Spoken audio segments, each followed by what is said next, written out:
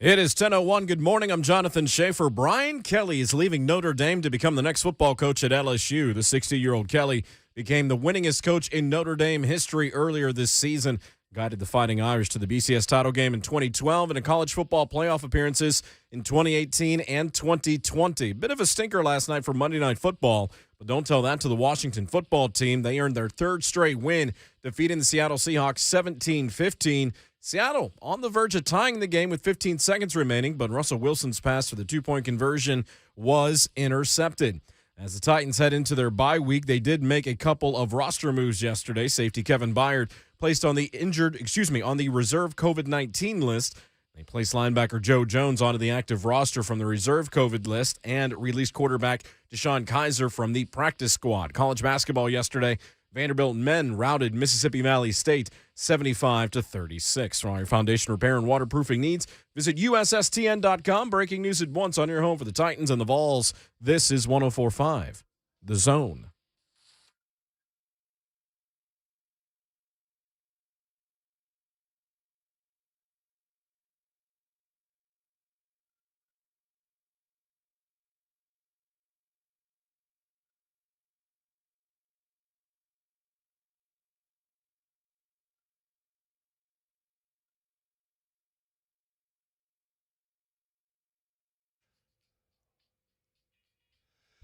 Good morning to the people of Nashville, Tennessee. It is the Buck Reising Show, minus Buck Reising.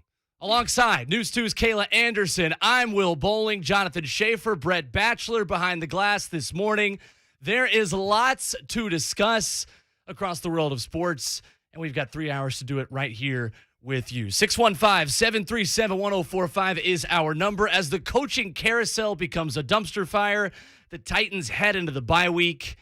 And who knows what else is going to happen, because at this rate, we might have 2 or 3 more new head coaching jobs to tell you about by the time this show ends. Good morning, Kayla. How are you? I am doing well, Will. Good to see all of you. And yeah, it is still morning. I had to technically look at the time because time isn't anything anymore, right? This is true. And I just cannot believe waking up this morning and all the college football news that had really just transpired in the last few hours, because we heard about it over the last couple of days. But my goodness, this is fun drama. It is. It is very fun drama. And Tennessee fans can look at it from the other side and not have to be a part of the drama this time. So I think many in this region and this area are enjoying it. And Kayla, of course, the Titans fans can enjoy headlines that have nothing to do with soft tissue injuries, which is another good thing. My goodness, this is just something I think Titans fans, Titans players, Mike Vrabel, they've been counting down the days to get to this bye week. Just because, first of all, it was such a late bye week, right? But then you had just all the injuries really since week 1. And so it couldn't have come soon enough. So, yes, we will not be talking about at least added injuries this week that we know of. Brian Kelly to LSU. That is where we will start today. We have got Josh Heupel going on the record and responding to rumors of him heading to Oklahoma. We will get to that as the show continues. Plus the candidates for Oklahoma, as well as our winners and losers of the football weekend.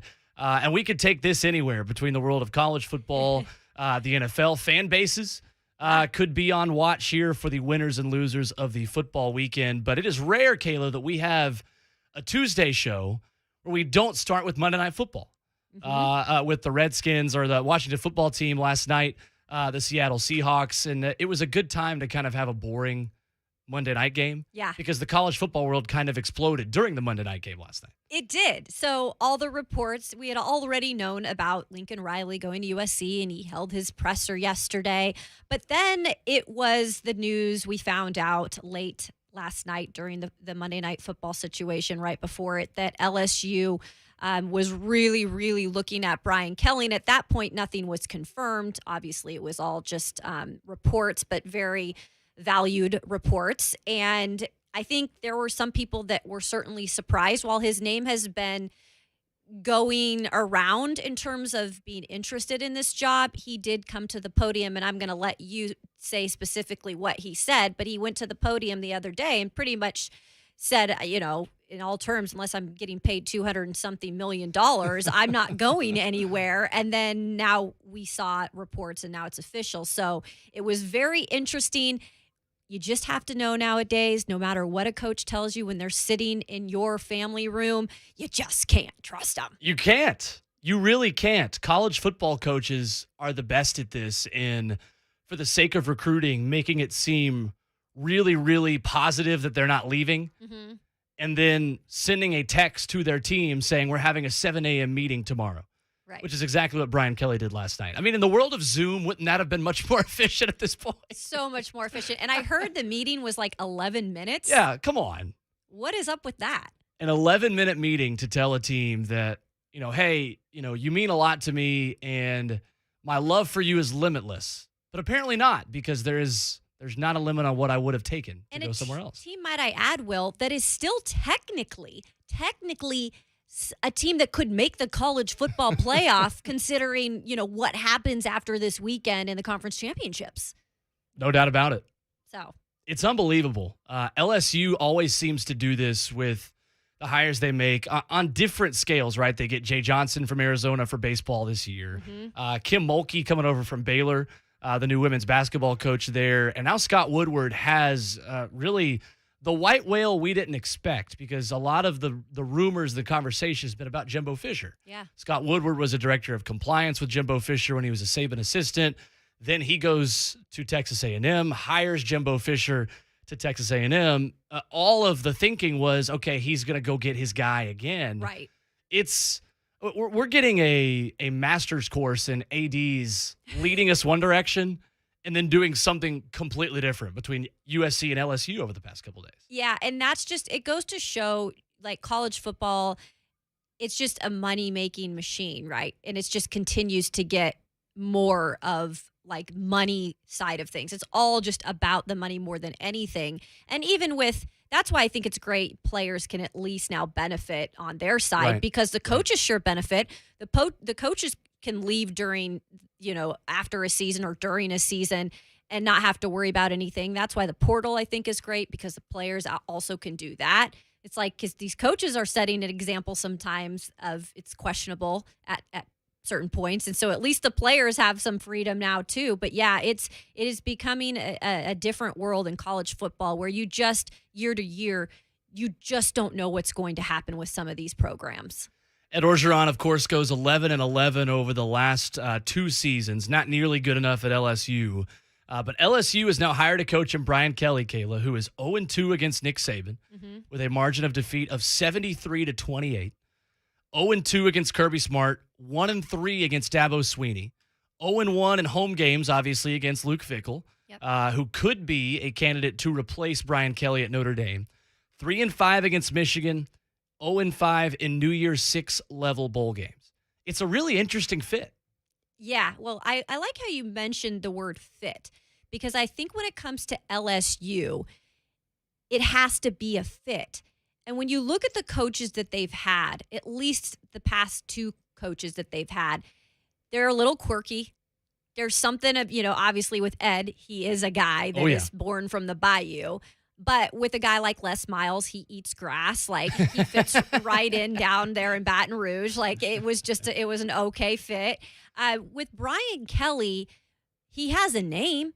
He's at a really great football school that has a lot of great football tradition at Notre Dame. He's made some college football playoffs. He's had some success there. But you spoke about the numbers against specific programs. They're not great. And Brian Kelly, I think he'll do a fine job. But it to me, it is a little bit of an interesting fit. I feel like he's a guy that's pretty buttoned up in the way that he does things. He's not too out there, but at times, I guess he can be a little bit, forward, and maybe, he'll get those fans revved up behind him. But it's an interesting fit when it comes to personality.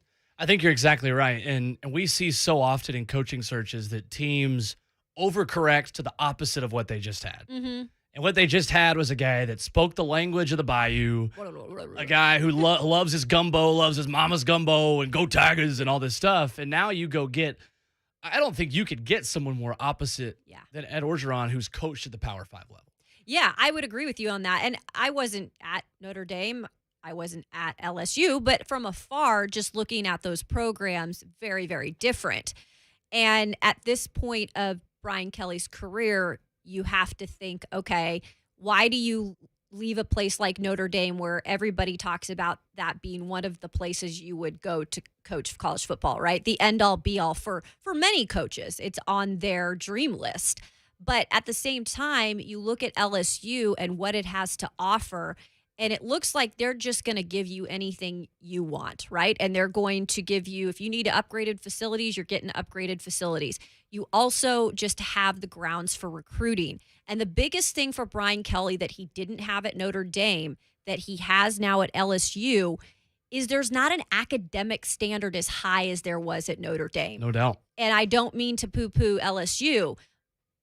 Didn't mean to rhyme there, but it is what it is. And he's going to be able to attract many more big names just for that fact. He never finished ninth, higher than ninth in recruiting in Notre Dame. Really interesting. Yeah, it's one of those where you hope a guy can recruit with more resources and with more a more fertile recruiting ground. You just hope that a guy could kind of learn on the job. It's the same gamble that Tennessee took on a much smaller scale with Josh Heupel. But it's one of the gambles you have to take because the cost now of getting a guy that is recruited at that level and coached at that level, I mean, then you're talking about a Jimbo Fisher kind of price, and guys like that aren't really moving within the SEC this time around. Right. And that's the other thing that you bring up within the SEC. Look, a lot of these SEC coaches have been recycled within the conference. Right. And with a guy like Brian Kelly, I think LSU, what I do like about the hire is it's coming from like outside of the program. So I know it's a coach that has been in college football for a while. It's not like this is some fresh-faced coach that's getting a big opportunity, but it's a coach that's outside of the program. He also has some ties in other parts of the country. And so it is a nice hire, refreshing hire in that way as well. First time that a coach has left Notre Dame since Jesse Harper. Wow. If you don't remember that name, it's because it happened in 1917. And he did not leave for another coaching job. He left to go back to his home in Kansas to manage his ranch. Wow. Imagine that happening today. How old was he? Do we know this? That's a good question. I'm thinking he was like in his 70s or something at that point, right? And decided to move back to the farm. Yeah, it is pretty incredible. And like I had mentioned, it's just because even if we look at it nowadays, I don't know if we look at it as much like the younger generation as being the job in college football. Yeah. But because of the tradition at Notre Dame and just because of the loyal fan base and everything that goes along with football in general, that's really a gold standard for many of these coaches. Right. That's why it's at the top of the list for many of these coaches. And so for a guy like Brian Kelly to leave, it is kind of amazing because not a lot of guys do leave. 615-737-1045 is our number. Coming up on the show today, we take a look at our biggest concerns for the Titans heading into the bye week. We chat with David Cobb, national college football, college basketball writer for CBS, coming up at 12:20. But when we come back, Kayla, we take a look at the winners and losers of our football weekend. We can take it NFL, college football, and you can join us as well to give your biggest winner or your biggest loser of the college football weekend and the NFL weekend. 615-737-1045 is how you join the show. Will Boling, Kayla Anderson with you until 1 o'clock right here on 104.5 The Zone.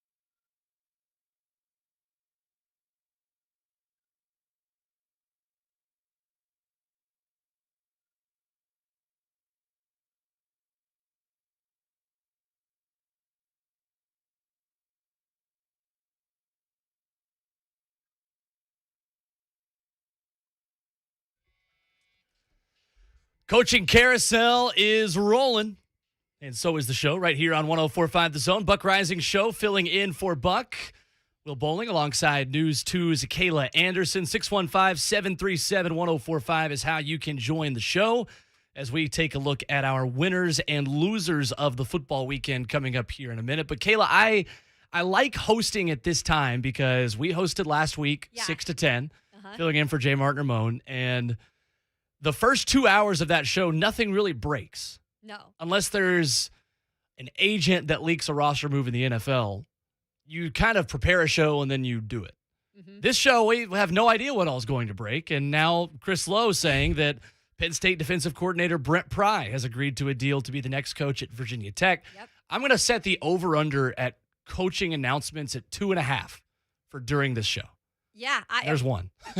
I was just going to say there's one because we've already heard names out there. Now it's just being made official, all of these new moves. It's interesting on that one, too, because you mentioned Penn State and James Franklin's new deal, where we were wondering at some point of the season, was he going to leave for USC? That was all the talk. And then he decides to stay at Penn State. Penn State's kind of digressed throughout the season. They're losing now the defensive coordinator there. James Franklin has his work cut out for him moving forward, Will. He sure does. He lost Tim Banks, of course, last year to Tennessee, the co-defensive coordinator for Penn State. But it's a guy that goes 7-5 this year. And I remember when they played Auburn early on in this year, they win that game. Auburn looks good, not great. And you're thinking, wow, these are two really good teams that just played a really good football game, an incredible atmosphere. It's so funny how you look back at games like that later on in the season and think those were just two very average football teams. Exactly. We learned so much throughout a college football season. And at the beginning, because rankings, we put so much emphasis on rankings, preseason rankings. And then you see how the season plays out. And sometimes it's due to injuries and stuff like that. But sometimes it's just due to the fact that they weren't just that great. They were average. They really were. 615-737-1045 is how you join the show. We continue on one of the weekly segments on the Buck Reising Show, our winners and losers of the football weekend, NFL, college football. You can give us your take on 104.5 The Zone TV, where you can chat with us on YouTube, Facebook, and Twitch, and on the phone lines as well at 615-737-1045. All right, Kayla, you lead us off. Okay. A winner or loser from the football weekend.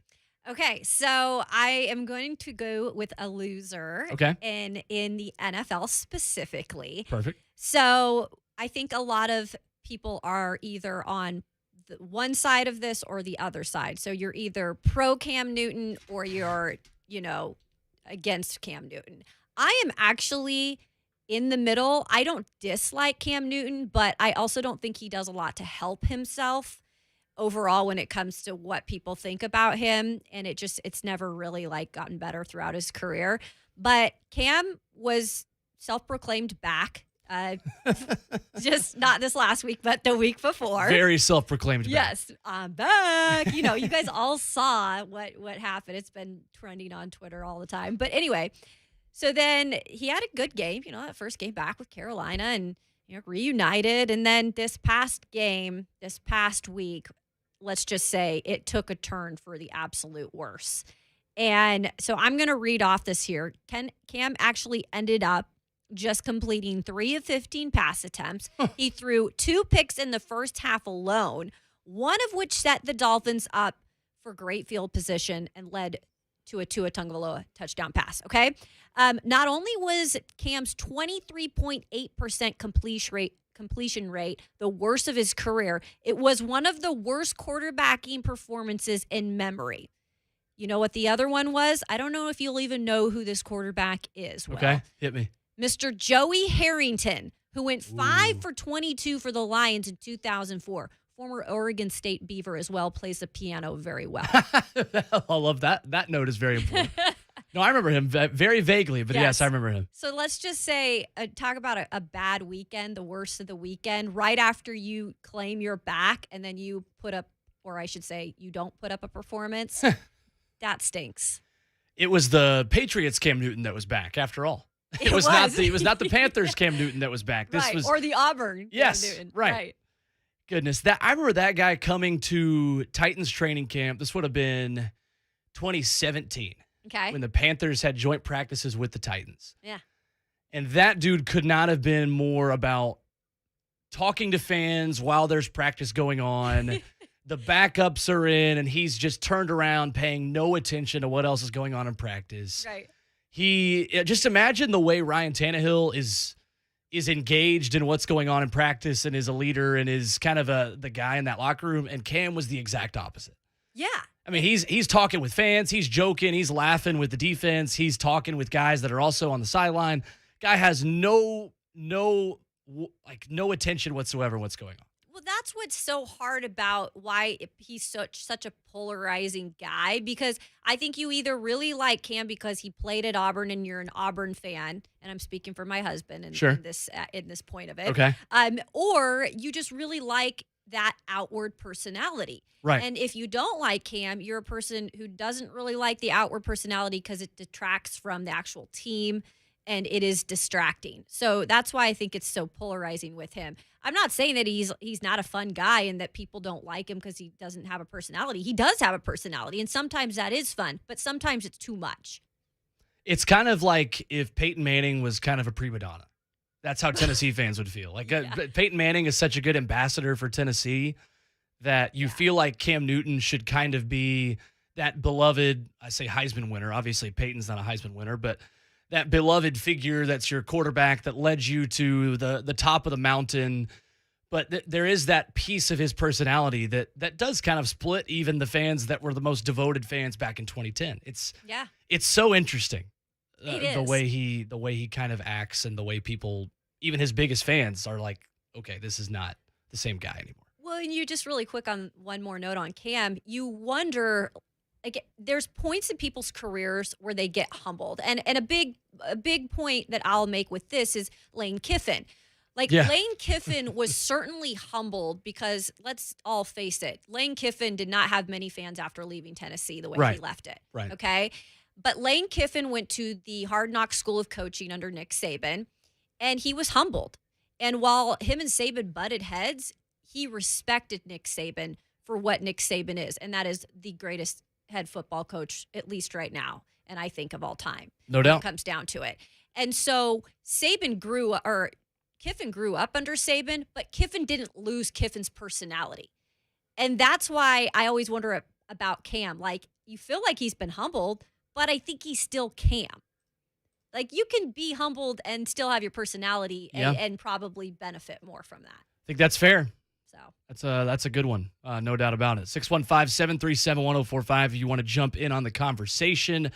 My loser of the football weekend is not just a school, but this is their fan base and everything that has to do with them. The Oklahoma Sooners are so cute. They're so naive because Oklahoma fans, Kayla, have no idea what it is like to have a coach leave them. They have no clue. No. If you go down this rabbit hole on Twitter, it is so funny. You have to go back to 1947 to find the last time a Sooners coach bailed for another job. You've got Oklahoma President Joe Harris admitting that, quote, we would have liked more notice about Lincoln Riley leaving for USC in the Pac-12, which I think the Big 12 could relate about Oklahoma not having enough notice or giving enough notice. And even local politicians.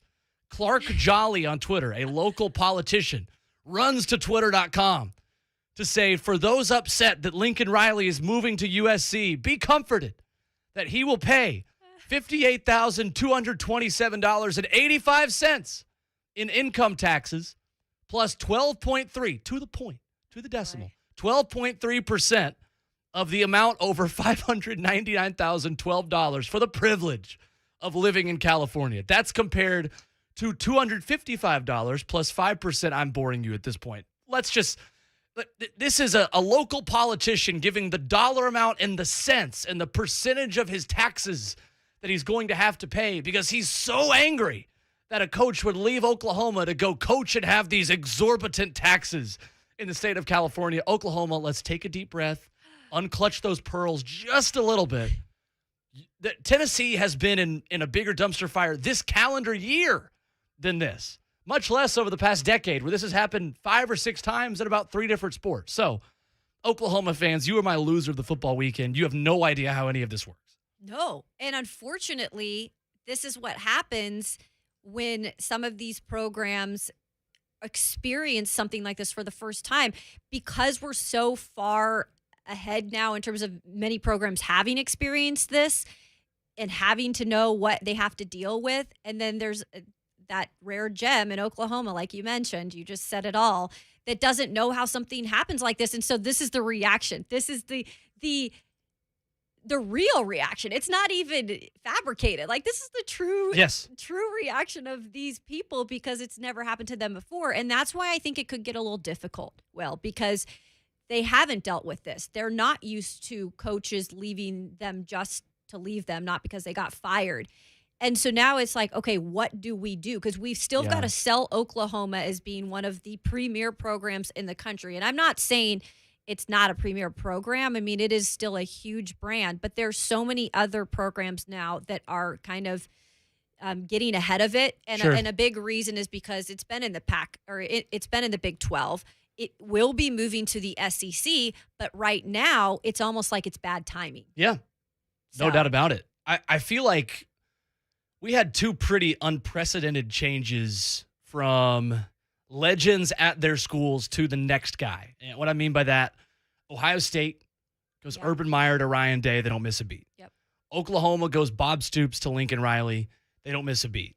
We hear so much in sports that you never want to follow a legend. Yep. I mean, obviously, Tennessee fans locally, to localize this, the Lady Vols program going from Pat Summitt to Holly Warlick, you would think it was going to be an easy transition from a legend to a top assistant. It doesn't always go as smoothly as it has for Oklahoma and Ohio State. It almost feels like you delayed replacing a legend, and now it's like you're going through two coaching surges at the same time, because now you're losing the Bob Stoops era and you're losing the Lincoln Riley era. It's a really great point. And I think what's hard for Oklahoma to realize is Lincoln Riley is still extremely young. Yeah, he's 38. Right? And I feel like they felt like this was their guy for years to come. And I can't put that all on Oklahoma, because, Lincoln Riley obviously was intrigued by all of the things that came with USC and all of the things he's expected to be getting over there. But it is college football in 2021. You have to, as a university, as a program, be prepared for anything that's going to happen. And I almost feel like they didn't even have a real legit shortlist for anything like this possibly happening. And I think that's just a caution to those college football programs out there. Nowadays, this is what's happening. And you better have your list ready to go and be able to pounce quick, because that's the other thing. You got to be making moves, because there's other programs that are filling vacancies right now as well.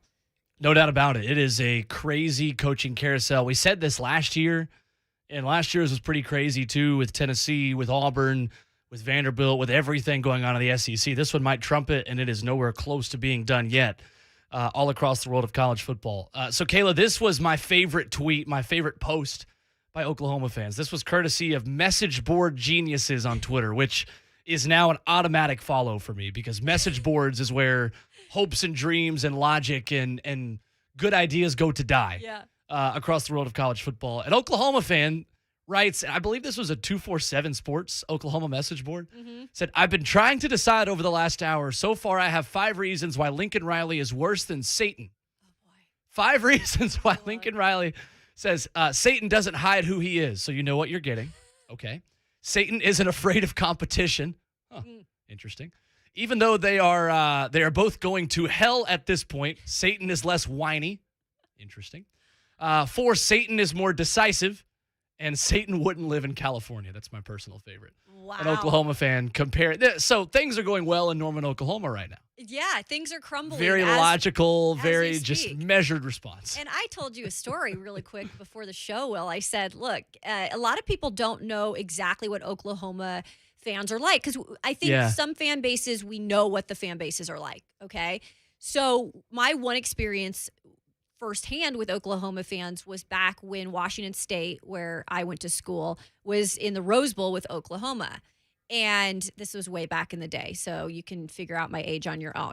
So we went to the Rose Bowl game and we had like the pregame stuff, and there were tons of Oklahoma fans, obviously. And they were really nice. They were really nice people, like really like, hey, come join our tailgate. Yeah. Here's some food we made up. But now I think you understand loyalty means a lot at Oklahoma. And when they're figuring out for the first time that this is not a society where everybody's really loyal, it's not going to go well. And it might not be great down there for a bit. They were really nice when they came to Knoxville to play Tennessee with Baker Mayfield. And Okay. I'm showing how young I am now that I was a student. Yeah, we're polar opposites. Right. Here, polar opposites. I was a student that Oklahoma game that is still one of the loudest games I've ever heard Neyland Stadium when they came back and won that one in overtime. But they were really cool. And they loved the trip, and they made a weekend out of it. And they were, we're going up the mountains and seeing Gatlinburg and all this stuff. And, it's interesting because I think growing up here, I can kind of compare that to, I was a Braves fan, Tennessee, and the Titans. I had Jeff Fisher, Phil Fulmer, and Bobby Cox. Jeez. For a lot of my Talk about some childhood. names. Absolutely. And my older siblings, my parents kind of growing up in the same fan bases, it's like we know the same cornerstone foundational pieces as coaches. Yeah. And then all of a sudden I get old enough to really enjoy football and baseball, and all of it just crashes and burns. All of it. And now it seems like it's just an ongoing carousel in so many sports. Right. There's not as many coaches that just stay in one place for a really long time. It's just not how it works anymore because of the money. That's right. The transfer portal, everything that kind of changes the dynamic of how these changes happen, because now players can make the change right along with the coaches and say, all right, you're headed to LSU. Let me know where to send my transcript. Can I read one tweet to you that I feel like the listeners would find amusing? Because you were talking about those politicians in Oklahoma. Yeah. There is a politician, or a political guy, I should say, a figure, Robert Hefner, on Twitter, that yesterday he tweeted out that Lincoln Riley's USC contract details, while not confirmed, he said, it's the best I could do. We saw the $110 million, but then we also see the details that USC is buying both his homes in Norman for $500 over the asking price. So pretty much a $1 million bonus. Buying a $6 million home in LA for him, because we know it's pricey to live in California, and unlimited use of the private jet 24/7 for his family. Folks, I don't know if you can really argue that. Talk about winning over the wife and kids right there, too. It's Right? like, all right, hey, house doesn't have to go on the market. They're going to take care of that. We're going. Get on the plane. Here we go. Yep, exactly. I just thought that was so funny. Again, Gosh. those aren't like, it's not like those are official, but it was interesting to see that that's probably a part of it. So 615-737-1045, our number. When we come back, we look at how this affects Tennessee and Josh Heupel responding to the rumors from Oklahoma with our sister station up in Knoxville. We'll get into that audio. And does it really mean anything when head coaches say these things? We'll take a look at that. Get the Tennessee perspective on the winners and losers of the football weekend with you until 1 o'clock right here. Will Boling, Kayla Anderson, and it's 104.5 The Zone.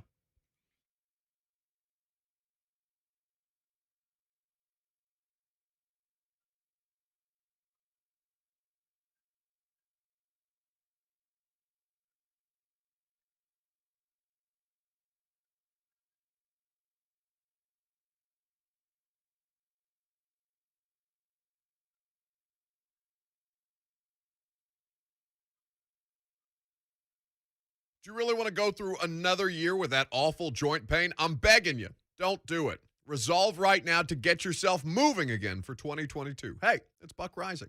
It's time to call QC Kinetics, non-surgical regenerative treatments for joint pain. We're talking lasting results using natural biologics, no surgery, no pain meds, no steroids, and no downtime. It's really exciting stuff. Regenerative, restorative treatments that actually encourage your body to heal itself using highly concentrated natural biologics. Patients rave about it for hip pain, knee pain, shoulder, and back pain relief.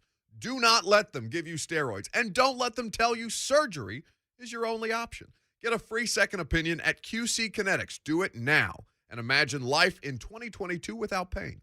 Call the local professional at QC Kinetics, 615-249-4024. That's 615-249-4024.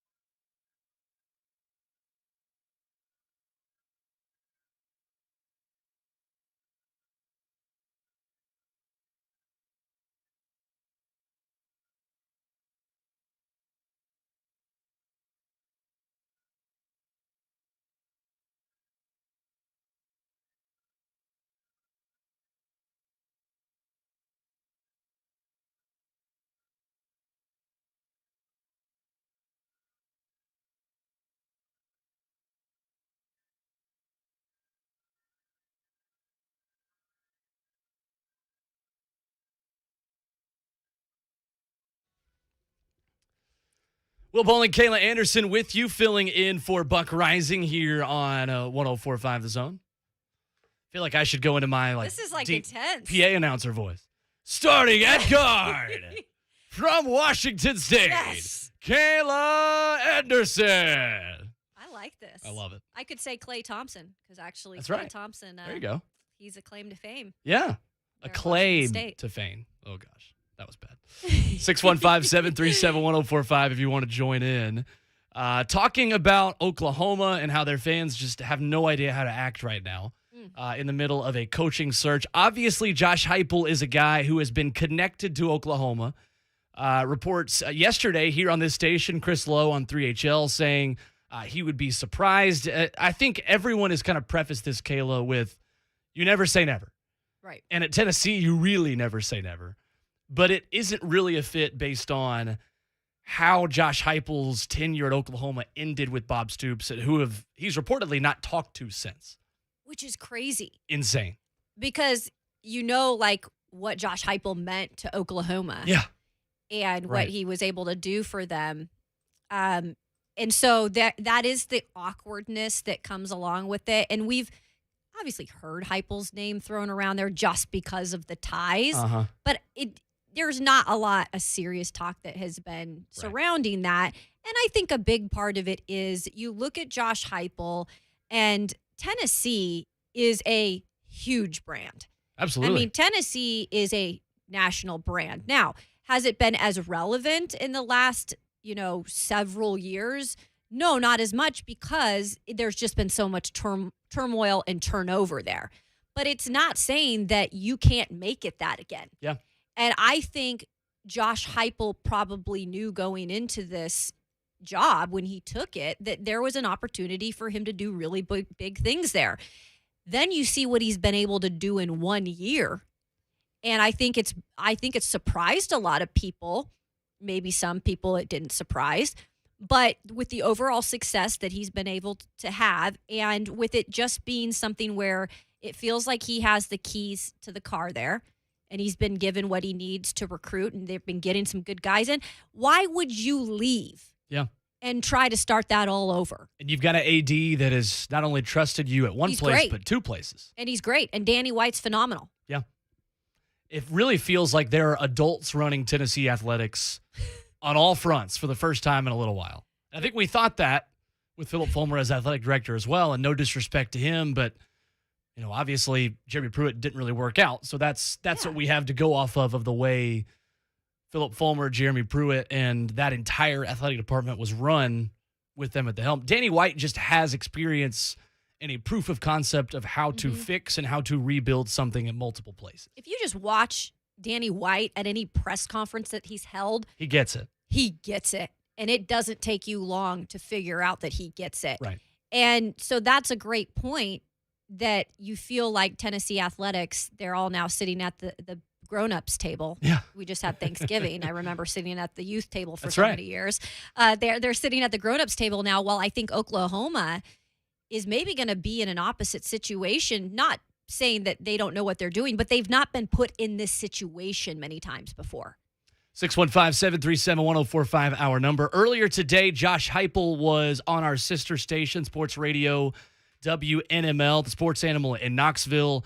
This was Josh Heupel earlier today on the Eric Ainge Show, sounding like a guy that is very comfortable where he is, not interested in Oklahoma. Here it is.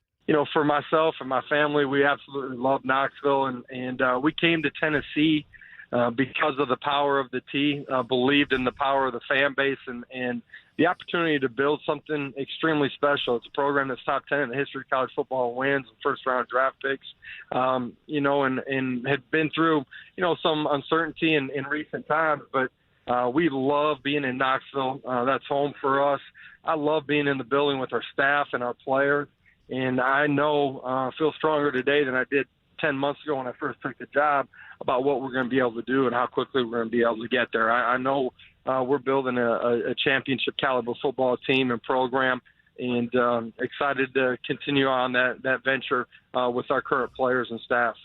So that is Josh Heupel earlier this morning on the Eric Ainge Show, courtesy of Sports Radio WNML in Knoxville. So, Kayla, originally, I'm going to be honest, I was not too swayed by reading this, right? Because we've just seen Brian Kelly say that it would take a fairy godmother to get him to leave LSU. Right. Or leave Notre Dame. He did that.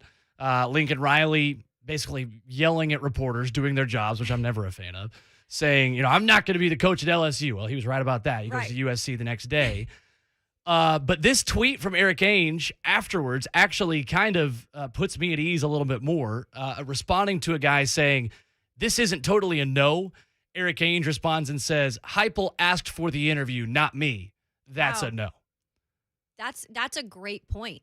That's the follow-up. That's all I need to know at this point. No, and look, after listening to Heupel just now, because I had not listened to the actual bite, but to me, that is a guy that is truly putting it out there, and that is an honest statement. Like, he was listing all the reasons why he wants to be at Tennessee and he believes in this program. And here's another reason why I feel like Josh Heupel is very content with where he's at and what he can do in the future.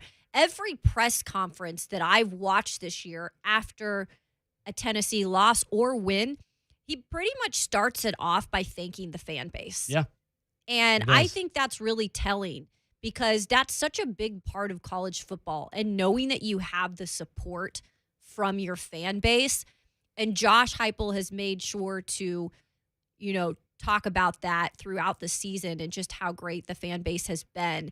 I just think he really is embracing that, the Big Orange and what it brings, in terms of wanting to get it back to being super relevant in college football as well. 615-737-1045, our number. 1 hour down. When we come back, we will reset the headlines, take a look at the other developing stories around the college football coaching carousel, and take a look, Monday Night Football. It didn't feel the same without the Manning cast, I'll be honest. I know, right? I had it on a secondary TV last night. We'll look at the NFL headlines heading into the new football week coming up next. Will Boling, Kayla Anderson with you until 1 o'clock, filling in for the Buck Reising Show right here on 104.5 The Zone.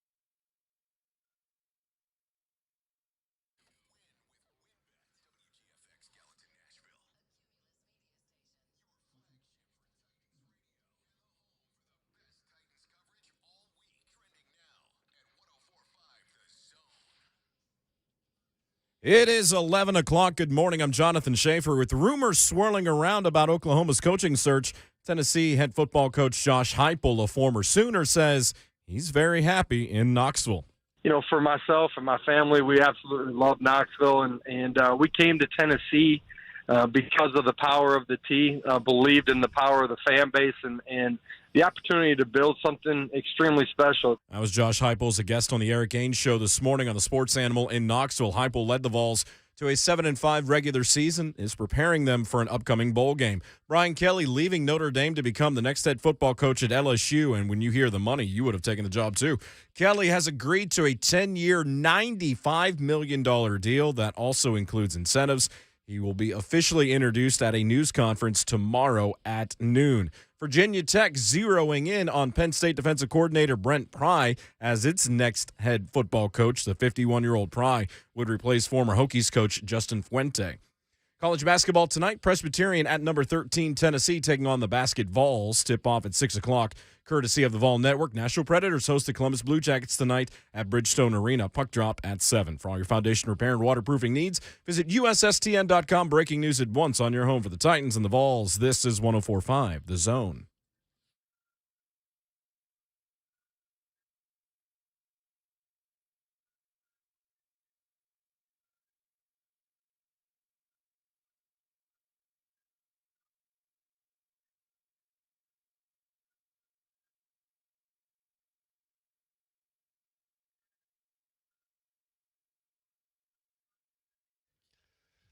Well, the most successful streaming and podcast talent in Nashville is not here. So you're going to have to settle for at least 4th or 5th right here.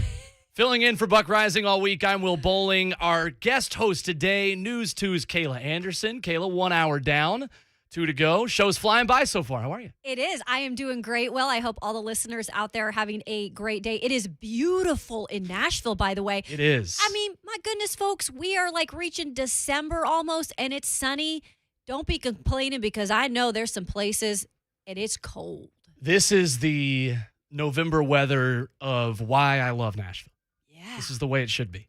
I'm talking about it. Oh, by the way, can I say happy birthday to the Bo Jackson? Yes. I just had to because he's one of my favorite athletes. There you go. Thought we'd give him a shout out here. Bo knows. Like I know him or something. Right. I was going to say, Hey, you Bo, don't go way back. Yeah, we go way Bo back. knows Kayla Anderson. I do have his poster, though. There you go. You know, the one with the pads and the baseball. Oh, hat? yeah. Yeah. That's a good 30 for 30, too. Yeah, it is. The best poster I have, so this was a Wes Boling relic from the 90s. He has the Michael Jordan dunk contest soaring like in midair photo. So I took that to college with me, and it is like cardboard, like that thick, like really thick. This is an audio medium. I don't know why I'm actually like people can see me outside of 104.5 The Zone TV. Hello, friends. You are on there. Yeah. That's true. And I remember my parents being like, "Why do you want this old poster? It's existed longer than you've existed." Sure. Like what? Why would it's Michael Jordan? Why wouldn't I want this poster? These things are cool now. Exactly. They're so cool. Hey, everybody out there that's really young listening, keep all those old things because one day they'll become cool again. Yes, absolutely. 615-737-1045, our number. Talking about the coaching carousel in hour 1. Coming up, talking a little bit of Titans, about our biggest concerns heading into the bye week. A couple of headlines breaking while we are on the show today. Virginia Tech, we mentioned that they have reached an agreement with their new head coach, Penn State defensive coordinator Brent Pry. Sources telling ESPN's Chris Lowe, 51-year-old who replaces Justin Fuente, who was out after 6 seasons at 43 and 31. Fuente, a guy I expected to be more successful at Virginia Tech.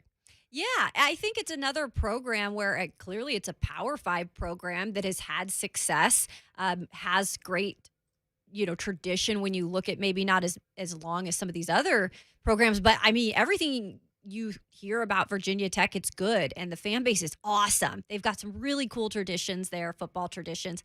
So you'd think like a guy like him, you have everything you need for the most part to compete in your conference, and it just hasn't gone well. And like you said, I expected maybe a little bit more out of him. It's surprising that both the former Memphis head coaches, too. You got Mike Norvell at Florida State, who's not been good. Justin Fuente at Virginia Tech. I mean, Memphis not exactly in a great place right now either. I think both of those guys would probably take those jobs back if the opportunity presented itself. And that's another caution that you put out there maybe to some of these college football coaches is sometimes, maybe the grass isn't greener on the other side. And sometimes maybe you have to just get through some of the hard times. And if you don't get fired, just get it done where you're at and keep kind of building. Right. So no doubt about that. Elsewhere across the NFL world, of course, Monday Night Football last night. I mentioned this before the break, Kayla. I am now so spoiled. Yes. Many would say you're from Brentwood. We know. But I am so spoiled watching the Manning brothers do Monday Night Football that when they are not doing a game, I have very little interest in just sitting down and watching Monday Night Football, especially when you get another matchup of two teams with losing records. And it's so rare and so odd that we talk about the Seahawks. And I know you know all about the Seahawks from your background, Washington State grad over here, but a 17-15 loss for Seattle last night. They are 3-8, and you put together these matchups before the season. You do not envision a Seattle team going into Monday Night Football on the road at 3-7. No. And look. In a word, no. No. Being from Washington State, I clearly grew up with the Seahawks. Right. And am a fan of the Seahawks when it comes down to it. I'm a fan of all, Seattle teams because that's where all the pro teams are from, even though I'm from Spokane. But you were talking about Seattle early on in the season, and ever since they've had Russ, you've seen really good things out of Seattle. They've had great defenses in the past. They've had Russell Wilson. Pete Carroll's proven to be, again, a coach that can get it done at any level. But there was all that kind of stuff going along with Russell Wilson leading into the season where you didn't even know if he was going to be here this season. You've clearly lost a lot on the defensive side of the ball with the Seahawks. Then you had the injury to Russell Wilson this year. You've had injuries to their running backs. It's just kind of a team that you don't really know what it is, and that's been proven throughout the season now. When Tennessee went to play Seahawks, I think it was like all the hype, like if you can beat the Seahawks at home, man, you're a good team. Right. And Tennessee was able to do that. However, when you look at Seattle this year, they have been awful at home. And that is really, really rare that they lose as many games as they have at home because that place is Lumen Field is so tough to play at. But again, the Seahawks, I think there's a lot on the horizon that's going to be changing. I just have a feeling that this could be the changing of the guards for so many reasons. It's so rare that they lose on Monday Night Football as well because since Pete Carroll took over, in his 11 seasons now, Seattle entered last night with the NFL's best winning percentage on Monday Night Football. They fall to 11-4 in these games, and Washington has been the opposite. That was just their third win in 20 tries since FedEx Field opened in 1997 in primetime. And it's rare, too, Kayla, that you talk about a Seattle team that struggles to run the football. Washington outrushed Seattle 152-34. Yep. And in time of possession, 41 minutes and 40 seconds to 18 minutes and 20 seconds. I know the offensive line, those issues with Russell Wilson has been well documented over the past couple of years, the change in offensive coordinator. But is it kind of hard to pinpoint just one thing with this team? It just feels like things have kind of grown stale, and it's just time to change things up and try something else if you're Seattle. Exactly, and that's the story of a lot of professional sports with coaches or quarterbacks. Things just become stale, and that's a real thing. I truly believe that's a real thing, especially for certain personalities. There's just some personalities that need change more than others. And Seattle has had such a great run. I'll admit, just because not a lot of sports in my lifetime have been successful up there, and the Sonics have moved on and haven't been up in the Northwest for a while now, where they had success for a lot of years as well. But it's just it's been fun watching it. But you've kind of seen in the last couple of years it trending in this direction. And I think it all started with just the loss of the Legion of Boom. That's where it really kind of you started to see things change. Then you've seen kind of the issues with Russell and all the other extra headlines that go along with it. And now you're talking about a Pete Carroll that just celebrated his 70th birthday. And I'm not saying that's old, but, Sure. I don't know. I mean, his best coaching years are obviously behind him. Right. So I think you're right. There's so many things that are going on there. There's been injuries. DK Metcalf has been kind of an issue this year with just how he's carried himself in certain situations during games. He was, I think, not targeted a lot last night. Yeah. So, yeah, there's a lot going on there, a lot to unpack. Took a long time for DK Metcalf to get his first target in that game. One catch on 4 targets in the entire game for 13 yards. His only catch of the game comes with just over a minute left in the entire game. Obviously, Washington well documented the improvements that they've made on defense, but that's a guy in DK Metcalf who's the kind of athlete, the kind of wide receiver that you say, regardless of who Seattle is playing, that guy should be getting 5-6 touches per game against any corner in the NFL. And that just what makes you wonder behind the scenes what's maybe going on. And Russell Wilson expects a lot out of his guys, just like any other quarterback does. But I think especially he's not used to losing. Yeah. So, right. I don't know what the locker room's like right now when you've never really experienced this poor of a season in the last several years. Pete Carroll being in the same position. I mean, he had success at USC. He's had success really ever since he's gotten to Seattle. And now you've got a year right now where you're 3-8. I mean, that's unheard of for those folks up in the Northwest when it comes to the Seahawks and what they've done over the last several years. Over the last 4 games, DK Metcalf, 14 catches, 113 yards, and 2 touchdowns. You think so much, too, about the vertical passing game of Russell Wilson and the Seahawks. Not exactly a check down, Mac Jones, Bill Belichick kind of offense, like what the Titans just saw. It's the complete opposite of Tyler Lockett's making 50, 60-yard catches, and that's what the Seahawks have been. Crazy to watch them kind of be a shell of themselves, especially on offense. Titans headlines yesterday. The Titans placed safety Kevin Byard on the team's reserve COVID-19 list.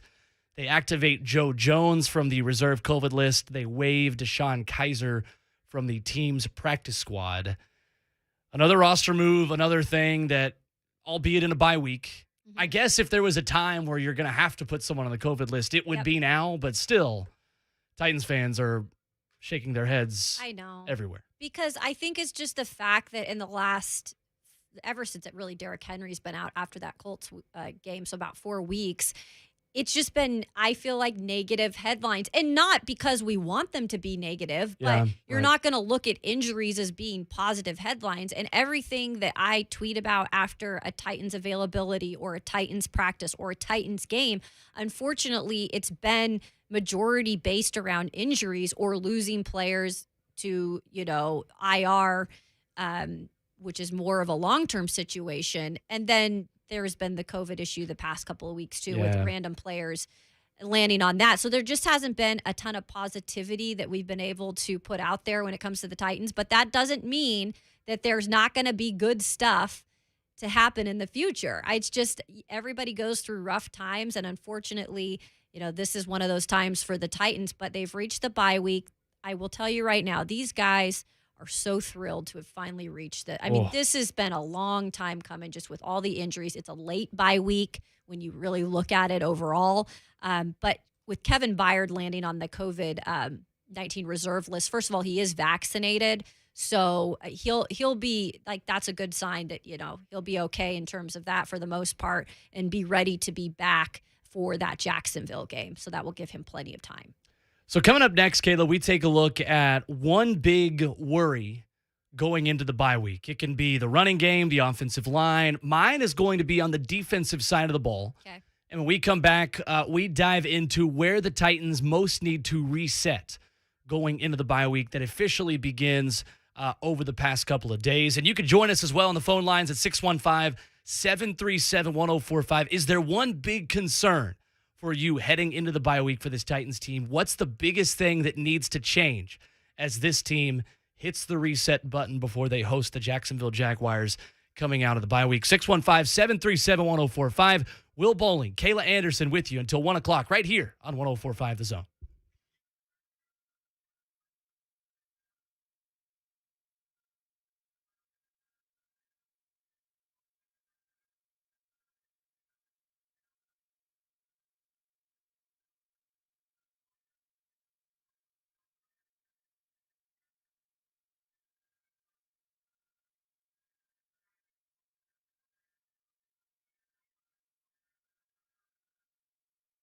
Buck Reising here for Gary. Don't sell without the Intel Ashton. Did you know that now is a fantastic time to sell in Nashville? But you can't do it without the Intel. And no one has better Intel than the Gary Ashton team. You may be wondering, what is this Intel I keep hearing about? Intel means information that you need to sell your house without any showings or staging. Intel on where to find your next home so you can sell your current one while the market's still hot. Intel that helps you win the buyer battle and cash in on your home equity now. Everyone else is getting the same information and competing for the same properties. But GaryAshton.com gives you the edge with the best real estate intel in Nashville. Plus, the Gary Ashton team is the official real estate agent of the Titans and the Preds. Get the confidence to sell your home without the stress and with time to find your dream address by calling the Gary Ashton team with RE/MAX Advantage today at 615-301-1650 or visit GaryAshton.com. Remember, don't sell without the Intel.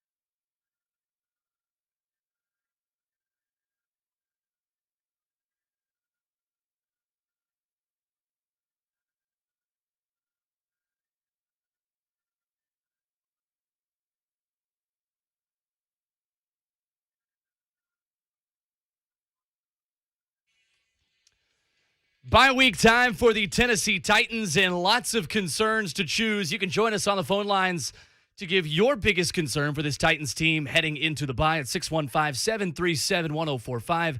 Back with you alongside News 2's Kayla Anderson, Brett Batchelor, our producer, Will Boling, filling in on the Buck Reising show this week. Glad to be with you. And Kayla, there are many different options for the biggest worries for the Titans going into the bye week. Obviously the injuries, obviously not having Derrick Henry, but we could take this a lot of different directions for where the Titans have got to get better after 2 straight losses. Yeah, you could go in several directions. I think first and foremost, what everybody wants is for this team to get healthier. And fortunately, there are some guys that will be eligible to come back. I know Julio Jones is one of those names on the offense in terms of that very right now thin wide receivers group that could come back for the Jags game. He will be eligible. Now, whether or not he will be able to be back, I don't know that. Right. So first and foremost, I think you're just hoping that these guys really do get healthy over these next several days and that some of them can return. But when I look at this team and what it needs to be better at coming back after the bye week is you would hope if they can have some weapons back on the offense, that this offense can get going a little more, and specifically Ryan Tannehill. Because I don't want to put it all on Ryan Tannehill and say, okay, he's been the one problem on offense, because look at what has been around him in the last few games. No, pretty you're right. much nothing. And I'm not taking anything away from guys like Nick Westbrook-Akina or guys like Dontrell Hilliard that have just come in and put up 100 yards, plus in the last game.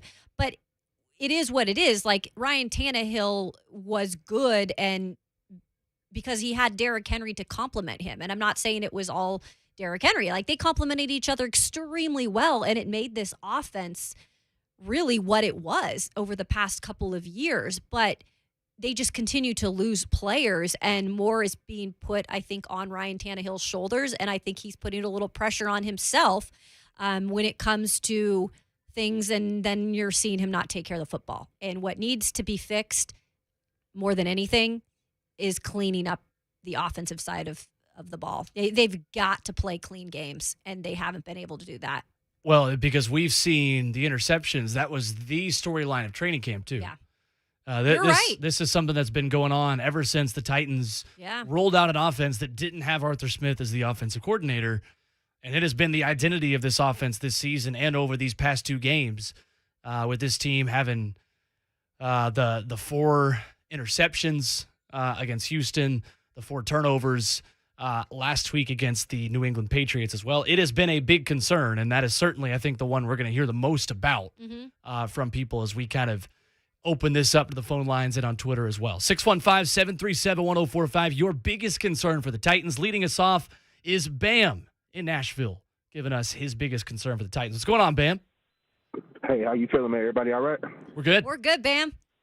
Man, my biggest concern is, man, we have yet to see, I feel like all year, we have yet to see this actual offense, what it looks like on paper. And what I mean by that is like, you can't expect to have Tannehill. That's why it's hard to just put this on him, because, like, he has no continuity or no relationship really with Westbrook-Akina, or, he was barely just building his relationship with Julio Jones, to be honest with you. Like, his best friend on that team is A.J. Brown. You can almost bet, A.J. and Tannehill are going to connect at least 70% of their passes. Of course, A.J. had a few drops here and there, but there hasn't been any consistency in the offense. But all of those guys are bona fide playmakers. So even with Julio Jones being down, he knows how to make a play. Westbrook-Akina, they don't have the experience. So Tannehill is trying to carry an offense with all of his players down, with all of his go-to guys down, and he's having to – if you look at them sometimes at the line of scrimmage or when they're setting up to do a play, it's like he's telling people where they need to go or what they need. It's almost like he's babysitting out there. So it's hard for him to be the leader that he needs to be, and he's the only experienced guy out there. So it's kind of, there's no real – we haven't seen the best this offense can be because it's set up around everybody around. It's set up around Henry. It's set up around AJ. It's set up for Ryan to throw 15, 20 yards here. It's not set up for him to be Patrick Mahomes like that. And if you think about it, if you compare him to other quarterbacks, Patrick Mahomes' go-to is Travis Kelce. Their offense is set up around their playmakers. Right now, we're down. You know what I'm saying? If you take everybody else away from Patrick Mahomes, let's see if he's still Superman like that. So that's just kind of my opinion on that. I can't really blame Tannehill right now because of the way the injuries are set up. Now, I do think whenever we get to January and everybody's back, we'll see the Titans of 2019 are better. So, that's just my opinion, Thank you for the call, Bam. Look, I think those are the biggest concerns, of course. And I think, Kayla, that Ryan Tannehill has kind of become the face of the Titans offense just not having an identity. Because Derrick Henry is the identity of this offense. And even really when he was healthy, I mean, the play action pass has not been as efficient, hasn't been used as much by the Titans offense in its losses. It just doesn't feel like we know what this Titans offense does well without Derrick Henry yet. And I don't know if we're going to until he comes back. And look, you have to also realize that they went through a change at offensive coordinator. Yeah. Like Arthur Smith is phenomenal in terms of just what he is able to do offensively because he's been in the game for so long. He's really worked his way up through the ranks. He gets so many different things when it comes to the function of an offense. And then he was able to show that there or here when he was with the Titans and specifically with Ryan Tannehill. I really think that Ryan Tannehill and Arthur Smith were on a same level. Like they got each other and I really think they vibed well together. And I'm not saying that Todd Downing and him don't, but it is still new. And even when Derrick Henry was here to start the season, you still had Todd Downing, who was new to this offense. You also have to realize during training camp, folks, there was not one time that whole offensive line was in training camp together, healthy. Right. That's another thing we don't talk about a lot is, the line has been beat up this year. And while it's done a pretty good job holding up with the injuries it's had, it hasn't been a thing where it's been cohesive at all times because of the changing of everything all the times during games even. So there's a much bigger picture to this where I agree with Bam. You can't just pin it on Ryan Tannehill at this point. And Titans fans will feel isolated in that this is a Titans issue, but look at the Kansas City Chiefs and how long it took that offensive line to mesh together and figure out how to work with one another. I've talked to Ramon Foster about this over the course of this offseason. The Chiefs have an entire new offensive line, and you don't just build that chemistry with 5 new guys in a couple of weeks.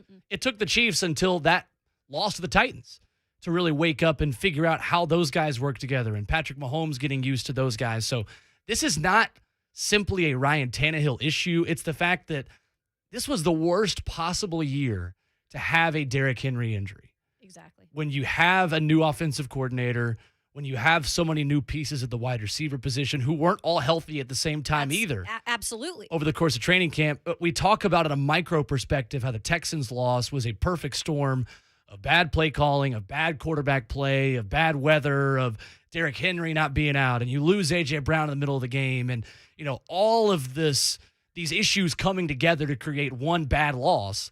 You can kind of point to that on a macro perspective of this entire season as well. This was the worst possible time to have a Derrick Henry injury. Yeah, and it's amazing that they were able to win those games and take care of business in that really tough stretch to put themselves in the position where they're pretty right now. It looks like they're going to be set up to go, and make that at least try to make a playoff run. But they put themselves in that position so early on that you have to give them credit for that. But I still think going back to the Ryan Tannehill and maybe not even seeing him great to start the season when he had Derrick, you brought up the good point. They still didn't have all their offense on the field at the same time at any point, really. I mean, because A.J. Brown has been beat up here and there. And then Julio Jones, he's pretty much been beat up throughout, even the beginning of the season. Like he was in and out all the time. So it was just something where I just don't think anything ever was able to start clicking. And the one hope you have is that will be something that eventually happens moving forward once you get some healthy bodies back. 615-737-1045 if you want to give us your biggest concern for this Titans team. We go back to the phones where Bobby is in Gallatin. What's going on, Bobby? No, I'm not able to punch Bobby in. Why is this not working? Give me 1 second. Bobby, hold on. This phone, I am hitting the button. Brent, if you could punch in Bobby with the 2 right there on the phones. If you can just hit that for us, that would be great. And now the phone is not working. This is weird. Let me text Jonathan Schaefer. Trying to figure out. I am now seeing nothing on my my phone. This is not a Brett issue. We've got so we'll get this figured out. We've got a couple of guys ready to talk. Bobby, hang on the line for us there for a second as we work out some technical issues here on getting you on the air. I'll go ahead and give my issue because mine is actually not on the offensive side of the football, which as I'm saying this today, I'm thinking, why am I going this direction? But this is the way I'm going to go with it. So this is where I'm going to go with this. The Titans defense against the Los Angeles Rams put together a proof of concept of how this team can win games using defense. And since then, Kayla, I think now that the Titans have a defined identity of what their defense is, they're not going to surprise anybody with Jeffrey Simmons, with Danico Autry, and the way that they have been playing. So since the Bud Dupree injury, Danico Autry moves outside. You put Danico Autry at edge. To me, the lack of options at the edge rusher position is spreading this defense too thin. You're asking too much of Harold Landry, who is having a terrific year, but I think he is running out of gas at this point. This guy is playing a career high in snaps, where last year he was second only to J.J. Watt for guys in the front 7 on total snaps in the entire NFL. And you're coming off a game against the New England Patriots where a number of Titans recorded their lowest PFF grades of the entire season. Amani Hooker, a 29.3, according to Pro Football Focus. Jayon Brown, 32.9. Jeffrey Simmons, 48.6 Pro Football Focus grade against the New England Patriots. You can only ask so much of this defense, and since Bud Dupree went out, Jeffrey Simmons has 1 tackle for loss since the win over the Saints. Harold Landry has 0 quarterback hits over the last 2 games after having 7 in the previous 2. That, to me, looks like a unit that is running out of gas of carrying this team since Derrick Henry went out. And that is a great point. I'm glad you went to that side of the ball and made that point, because there was a reason why we were giving this front 4 a nickname, or trying to figure out a nickname, because it was special the way that the front 4 was put together, was pieced together. And you can see when one piece of the equation is taken out, it's not the same. I mean, those 4 worked well together and were doing what they were doing because they all bring something different to the table. And they found what they were bringing, and they made it something special in that run, where I think even nationally they were getting so much hype and praise for bringing the pass rush the way they were bringing it and bringing the pressure on these quarterbacks. But you're right. It's kind of just disappeared. And Bud's been injured, and Bud would be eligible to come back for that Steelers game. So he's not going to be back for the Jacksonville game, and we don't even know if he'll be back for Steelers. He's just eligible to be back. So it's something to keep your eye out on, because I feel like until Bud comes back and they can get that flow going again, the defense is not going to be able to continue to carry the offense if the offense can't keep moving forward, or try to keep moving forward at this point. 615-737-1045. Let's see if we got these issues resolved with the phone. Let's go to Chris in Kentucky to give his issue for the Titans of the Bioc League. What's going on, Chris? Hey, thanks a lot for taking my call. Absolutely. And that point about the defense, very, very smart. But I got to say something to remind everybody, back in the time that we were negotiating with Julio Jones, all the talking heads in Nashville were saying, well, we're one A.J. Brown injury from a disaster, because they will all be focusing on stopping Derrick. Now we have that problem. Derrick's not there. We just don't have any first-string skilled players playing, with the exception of the quarterback and our array of tight ends. Mm-hmm. So, really, we're at a total disadvantage, and you guys even said that back before Julio signed. So I'm just letting everybody know, hey, we're in that position. Yep. Thank you for the call, Chris. Yeah, I think that would have been my second option, is who is Julio Jones on this team coming out of the bye week? the lack of a slot receiver. We saw Adam Humphries make some catches for the right? Washington football team last night. Titans don't really have that slot with Cam Batson out for the season. Chester Rogers has been good, not great. He's kind of been about what you expected for a guy that's been on and off the practice squad. Anthony Firkser hasn't really been that slot that he's been in the past without Jonnu Smith there to kind of draw attention away from Firkser. So, I mean, you invest this money, you invest the draft capital in Julio Jones. That's fine. But you kind of did that instead of getting a slot. Yep. And now without Julio, you don't have a second big option outside, and you don't have a slot. Exactly. And we forgot to mention Josh Reynolds, who just completely didn't work out. And then looks great for the Detroit Lions on Thanksgiving, of course. Exactly. And so you're talking about we headed into the training camp for the Titans, and and I'll admit I was part of this, we're saying, oh my gosh, there's so much depth at this wide receiver position. Wow, like it's competition amongst everybody. And then little by little you see it get to the point where it's at now, where you're just razor thin. You're plucking from the practice squad at this point. Right. But we also, I love the caller mentioned the tight ends briefly. This is something coming into camp that I just scratch my head about over and over again. Why hasn't the tight end situation, why was it never addressed? Because you were going into training camp assuming that Anthony Firkser was going to be tight end one. And I'm sorry, nothing against Anthony Firkser because he did some really good things last year for the Titans and Ryan Tannehill showed trust in him. But a big part of that was because Jonnu is a baller and Jonnu did big things. And even when, the other things were happening, Jonnu came in to block. Like, there was so much more that came along with the tight ends last year that made them better. And this year, you knew it wasn't going to be that way, but there was no moves made. And now look what we're looking at too. We're not even talking about the tight ends being a part of any of this offense, where last year they were a big part of the offense, especially when it comes to red zone scoring. And you're looking at a guy in Arizona, and Zach Ertz, who was one of those tight ends he felt like was available via trade. Last week, what does he do? 8 catches for 88 yards and 2 touchdowns for Cliff Kingsbury and the Arizona Cardinals. So I think you're exactly right. That has been a big concern for this team that was never really addressed. And I think Anthony Firkser is a good player that has been a good fit in the position he's played. Yeah. Over the past couple of years, he's made a lot of big catches for that team.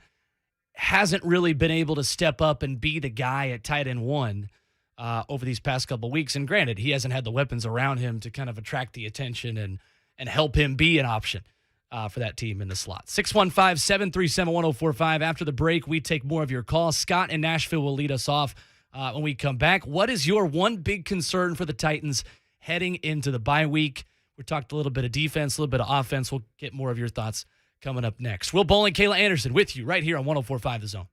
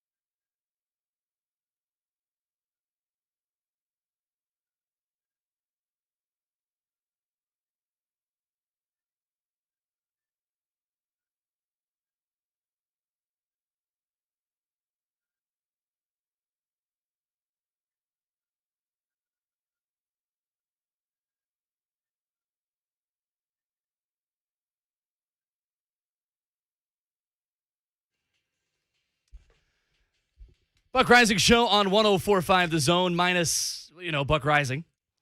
Kayla Anderson, Will Boling with you. Brett Batchelor, our producer, until 1 o'clock. Coming up, we got David Cobb of CBS Sports, national college football writer, talking everything that has happened in the college football coaching carousel over the last 24 hours. Right now, talking some Titans, though, looking at our biggest concerns.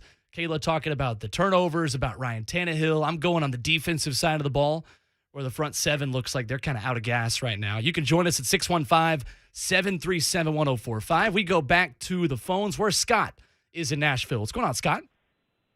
Hey, guys. I really appreciate you taking my call.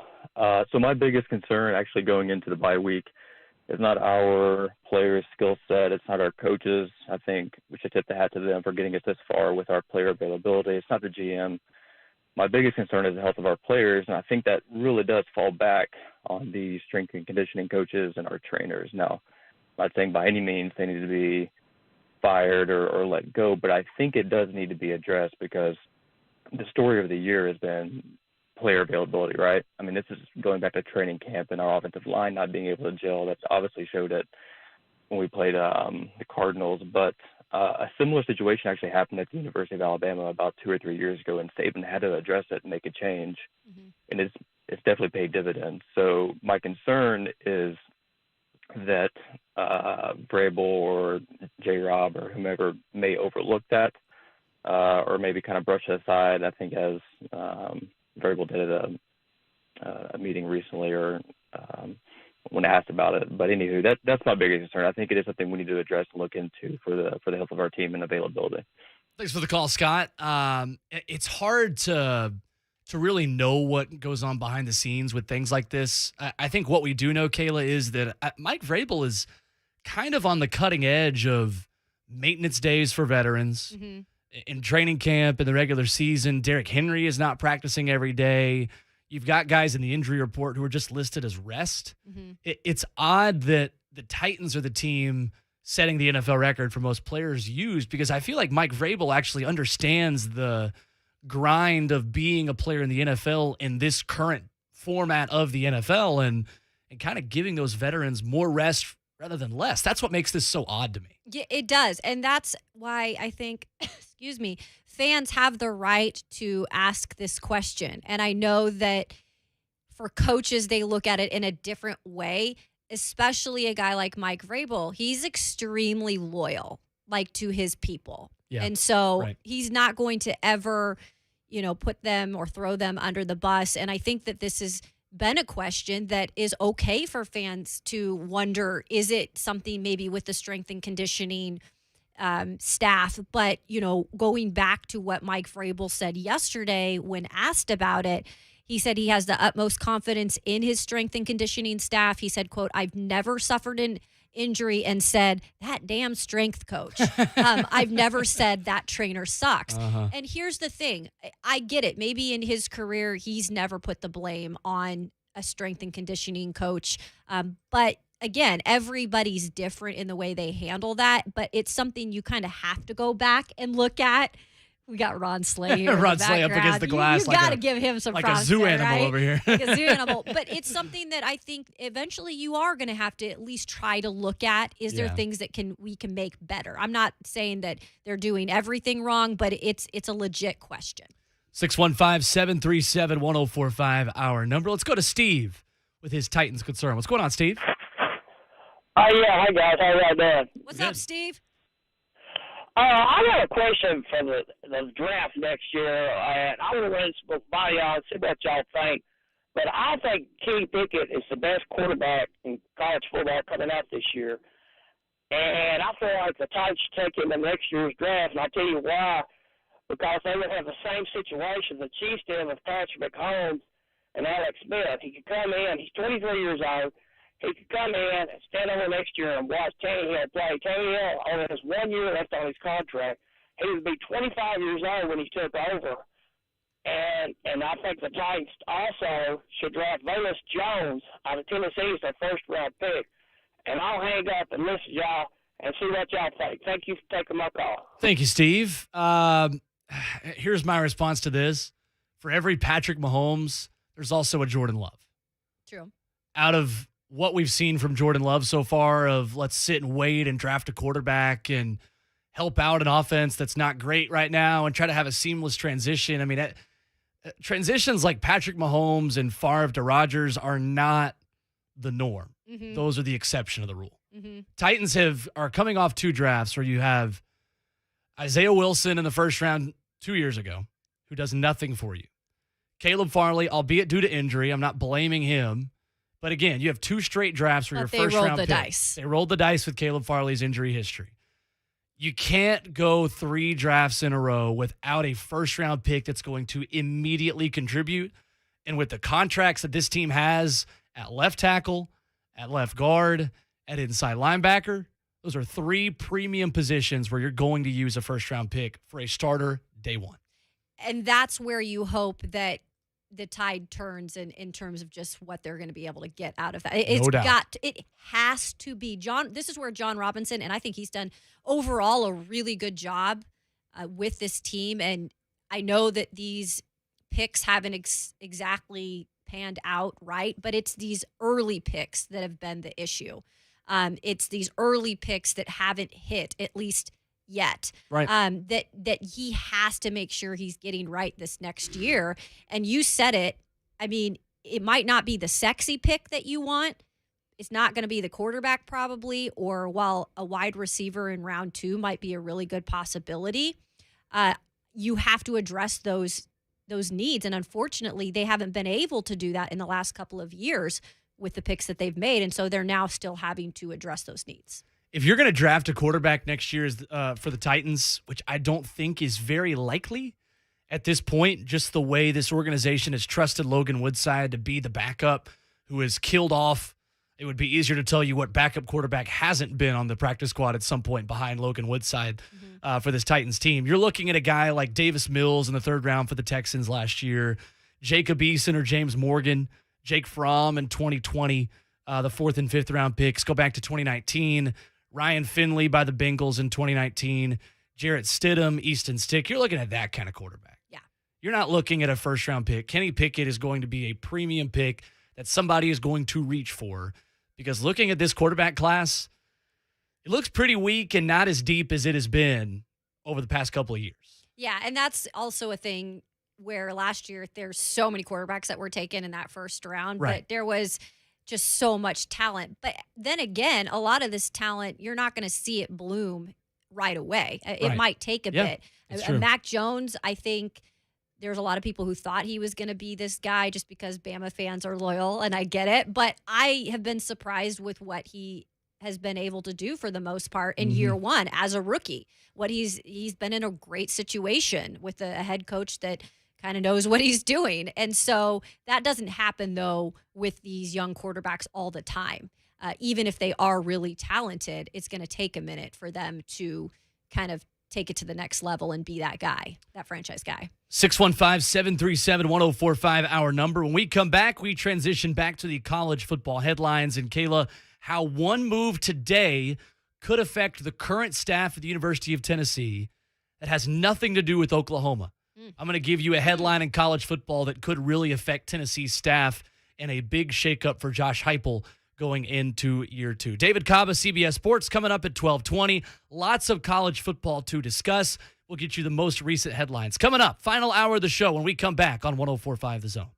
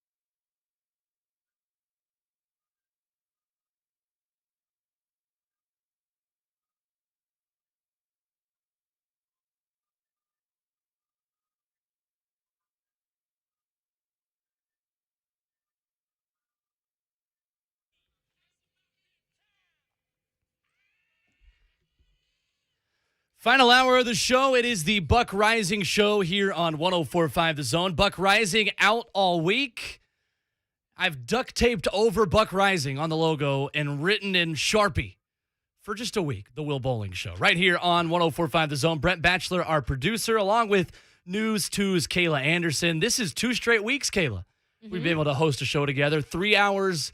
It feels so much quicker than 4 hours. It really does. And that's so early in the morning, too. I think it takes 2 hours for us to actually wake up. At this point, we've already had the coffee or the energy drinks flowing, but it has really been fun to get to know you, Will, here and talk a lot in terms of sports. And today's been fun as well because just the college landscape is exploding as we speak. It sure is. And we will get into the entire coaching carousel with David Cobb, CBS Sports, coming up in our next segment here in about 15 minutes. Cobb, a Tennessee guy, good friend of mine in Knoxville, now a national writer covering college football and college basketball for CBS Sports. So we will get his take on the local and the national headlines in the college football coaching carousel and beyond. There's one hire, Kayla, that I think is possibly going to end up being bad news for Tennessee fans, and that is the hire at Virginia Tech. Brent Pry, a former Penn State defensive coordinator, the new head coach at Virginia Tech, former Vanderbilt defensive coordinator as well, and Brent Pry. Why does this matter to Tennessee? Well, Tennessee's defensive coordinator, who is a Broyles Award semifinalist, was the co-defensive coordinator with Brent Pry up until this past year at Penn State. That, of course, being Tim Banks. They were co-coaches. They were on the same staff for 5 years at Penn State, co-defensive coordinators.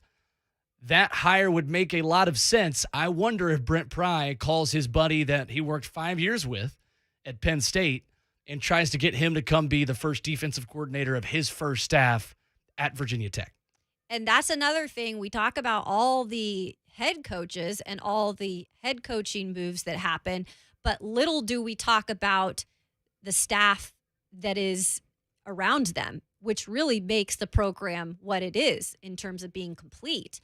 Because over the years, these head coaches build great relationships and build a lot of trust in their assistants and their coordinators. And so sometimes the magic really happens when you have a relationship with guys like that. And you bring up a good point of, could he possibly go there and want to be a part of him building something there? And that's a thing that we don't talk as much about because it's always about the head coaches. But you have to remember, a lot of these other guys, they're recruiting. They're helping you put the product out there. And when a little bit of a piece is missing, then you got to redo it.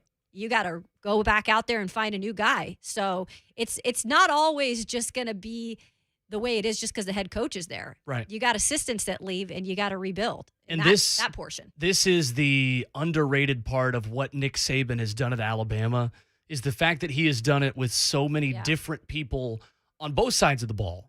And when Josh Heupel was hired, I think this was many of our biggest concerns about him being such an offensive guy, is his ability to always keep a defensive coordinator. I don't think we expected that to be this big of a concern after 1 year, especially given that Tim Banks had never called plays before he got to Tennessee. We did not expect Tim Banks to be as good as he was, I think, at Tennessee this year, to be floated out for this. But I think even if that Tennessee defense didn't exceed expectations the way that it did, this would have been a logical fit for Tim Banks going to coach with a guy that he's coached 5 years with at Penn State. Exactly. So now it's just about what Tim Banks wants to do in terms of what is his long-term goal. Is his long-term goal to win a national championship being a defensive coordinator at a program like Tennessee, or is his long-term goal to get more recognition and possibly do bigger things in his career, and maybe he's able to show that more somewhere else? But you would think the thing in terms of both of those things you could do at Tennessee. 615-737-1045 is our number. It seems like a good fit for a guy who gets to coach for a head coach who said last week going into the Vanderbilt game, if I was a defensive coach, I would run this team the same way. I thought this was so interesting. And Josh Heupel saying that we want to be the most aggressive team in all three phases of football. Yeah. Tim Banks said over the course of the offseason, we want to play offense on defense. I think, Kayla, that's a good fit for a program in Tennessee this past year that has to make up for deficiencies in its depth, in the talent that it has, and having scholarship players that have been around the 60 to 70 range over the course of this season, which still just saying that and knowing now that Tennessee has won 7 games. It's unbelievable to think about the lack of depth that team had, but I don't think that's just a way to make up for not having any depth. It seems like that's just the program Josh Heupel wants to run. And you hope from the Tennessee perspective that if Tim Banks goes elsewhere, that Josh Heupel has a pretty clear identity of how he wants to run his football program. Yeah. And at this point, when you're building something new, you have to have a pretty simple identity to recruit to. We know what Tennessee's good at. That's the biggest goal I set for this team going into this season. I said, I don't think Tennessee can reach a whole lot of goals. I don't think they could be very good.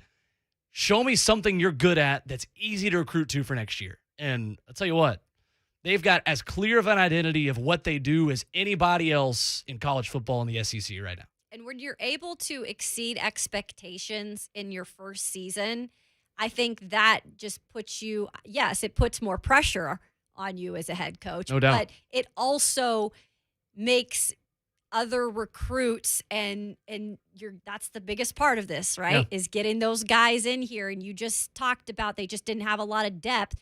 When you look at the talent of this Tennessee team compared to other SEC teams, yeah, it right now it's not there. But when you have a season like this and you can get everybody believing and you have that simple message of what you expect from this program, those recruits are going to start to listen. And they're going to start to see, okay, Tennessee. Oh, Tennessee's starting to build this way. Oh, I can go to Tennessee. And let's mention this too. Josh Heupel has been one to have a little fun with his guys this year. I mean, they've worn the black uniforms. Yeah, for sure. He's not been just not one of those guys to listen to he listens to his players. He's gonna let them do something. He's not gonna let them do everything. Right. But he's gonna listen to them and let them be, the generation that they are in terms of college football. So 615-737-1045, our number. Let's go to Scott in Fort Campbell reacting to the Tim Banks discussion. What's going on, Scott?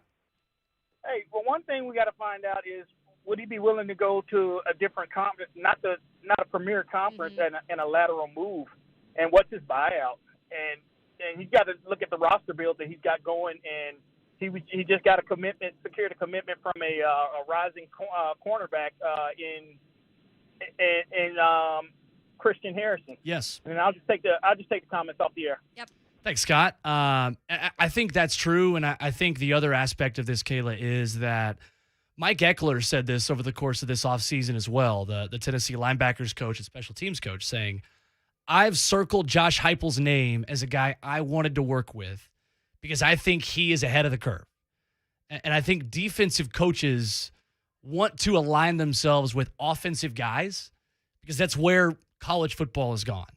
Gone are the days, other than maybe Georgia this year, obviously. This might not be the smartest comment as I say it, but you can't win as many national championships with Jacob Coker at quarterback and Blake Sims the way Alabama did than you can now. Obviously, Stetson Bennett, what Georgia has on defense, it kind of takes like the best defense in the history of college football, which might be what Georgia has this year to prove this point wrong. But the devil's advocate to Tim Banks leaving and what Scott is talking about with making a lateral move is you're tying yourself now to more of a defensive-minded guy when that's what you are too. So maybe it doesn't make as much sense. Yeah, I mean, if I were him, I would not be looking at going to Virginia Tech. And I know that relationships mean a lot for these coaches when they're a lot of them are loyal to their guys and a lot of them want to work for a guy that they know and they trust.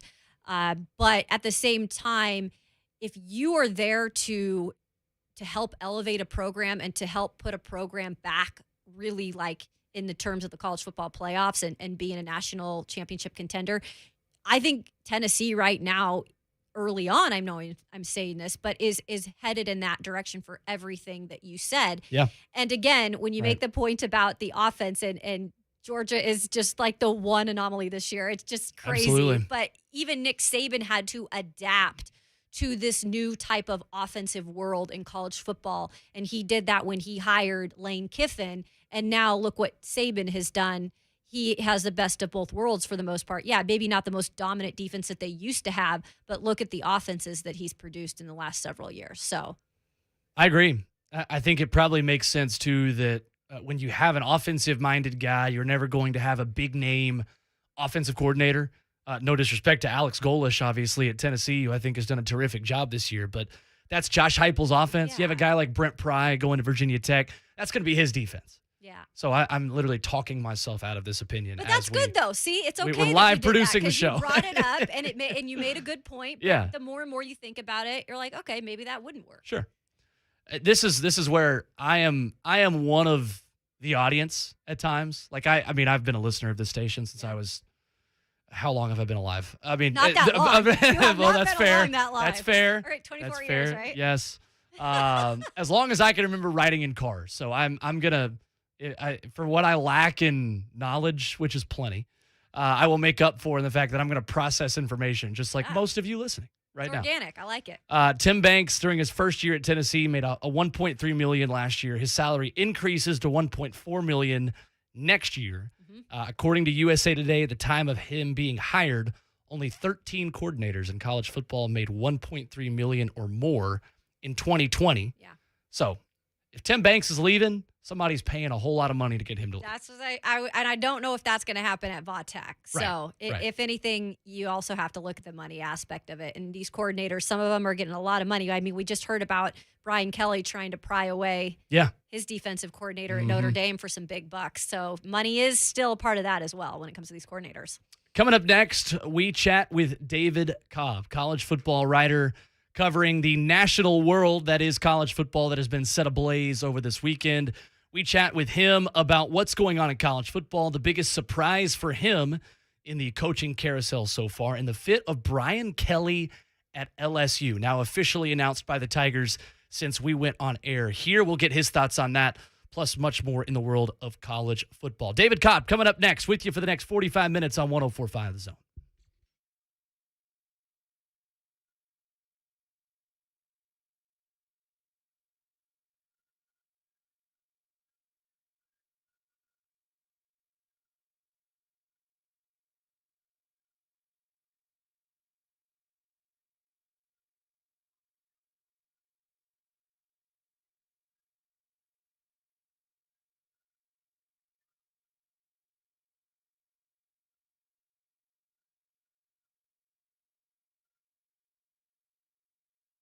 Buck Reising here for Gary. Don't sell without the Intel Ashton. Did you know that now is a fantastic time to sell in Nashville? But you can't do it without the Intel. And no one has better Intel than the Gary Ashton team.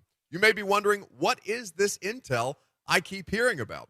Intel means information that you need to sell your house without any showings or staging. Intel on where to find your next home so you can sell your current one while the market's still hot. Intel that helps you win the buyer battle and cash in on your home equity now. Everyone else is getting the same information and competing for the same properties. But GaryAshton.com gives you the edge with the best real estate intel in Nashville. Plus, the Gary Ashton team is the official real estate agent of the Titans and the Preds. Get the confidence to sell your home without the stress and with time to find your dream address by calling the Gary Ashton team with RE/MAX Advantage today at 615-301-1650 or visit GaryAshton.com. Remember, don't sell without the Intel.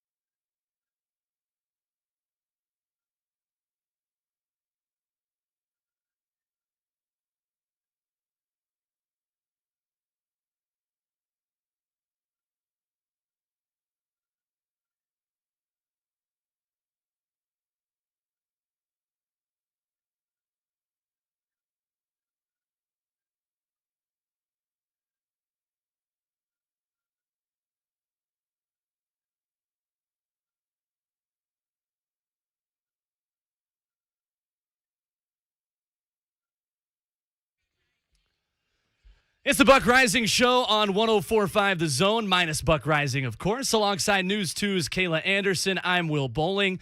Brent Batchelor, our producer. Great to have you with us as we talk NFL and, of course, the dumpster fire that is the college football coaching carousel. We are pleased to be joined on the Mark Spain Real Estate Hotline by my former Tennessee journalism alumnus, David Cobb, on the phone lines right now. CBS Sports college football, college basketball writer. David, great to talk to you, my friend. How are you?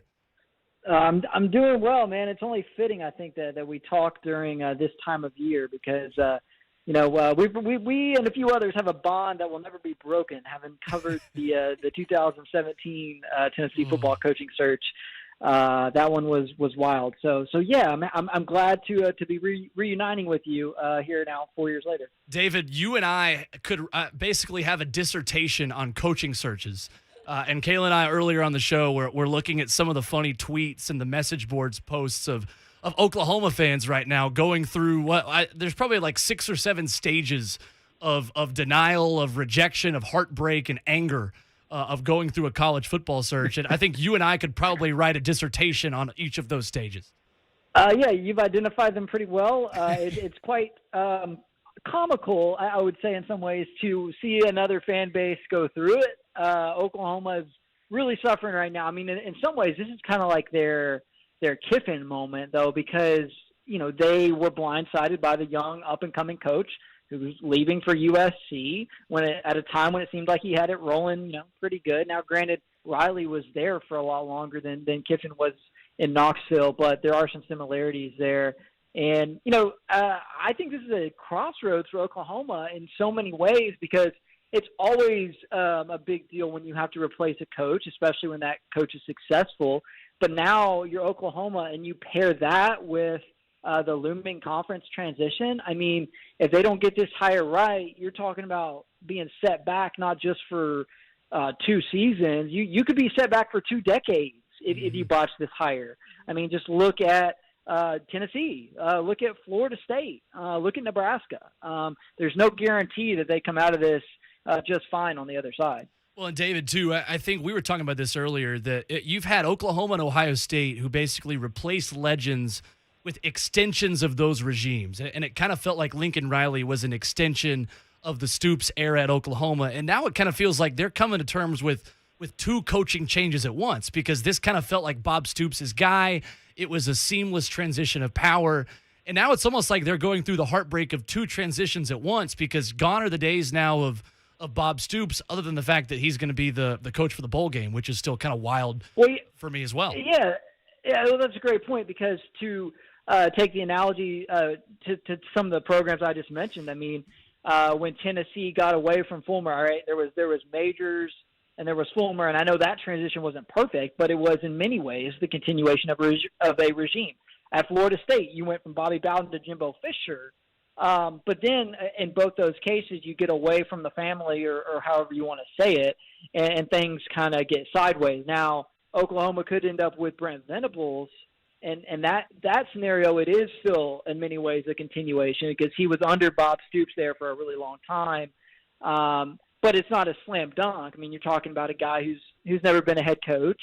But of course, Lincoln Riley wasn't, somebody who had been a head coach either when he took the Oklahoma job. So we'll see what direction they go. But it's such a critical hire because of the conference transition that's coming. I mean, if they aren't able to keep this at a pretty high level, or get it back to a pretty high level really quickly, you're talking about them, I think, Oklahoma becoming a middle-of-the-pack SEC caliber team that's duking it out with the likes of Missouri and Mississippi State and Tennessee, as opposed to being at that elite rung of the conference with Georgia, Alabama, LSU.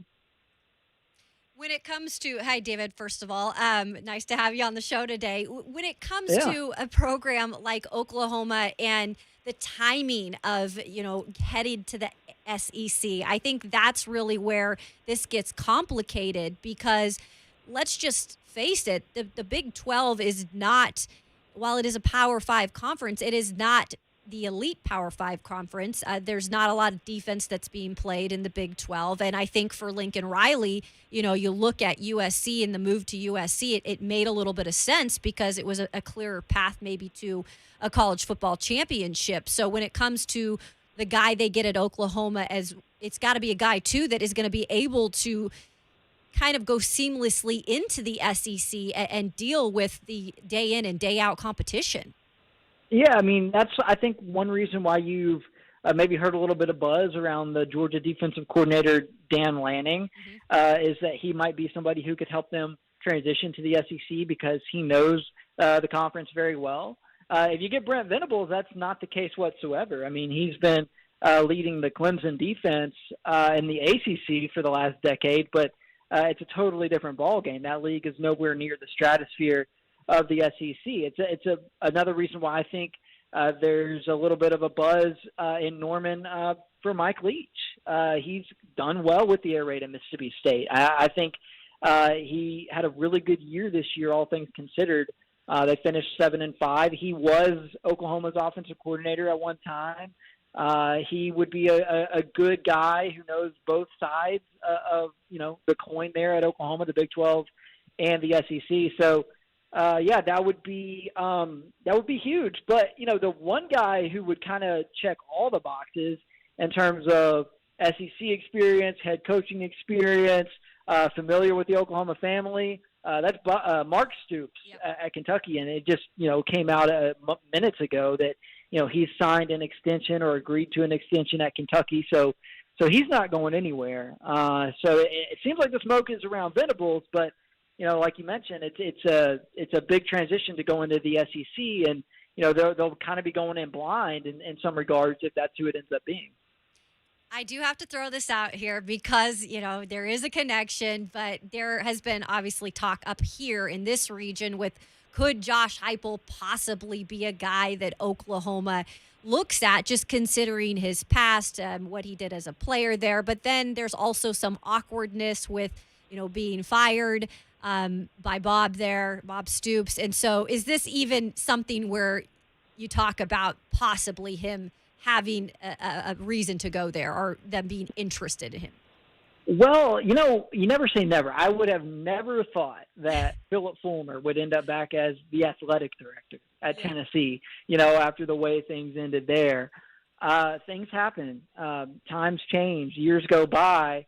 And I believe Josh Heupel would absolutely listen if Oklahoma contacted him with interest about, filling that position. I mean, he would.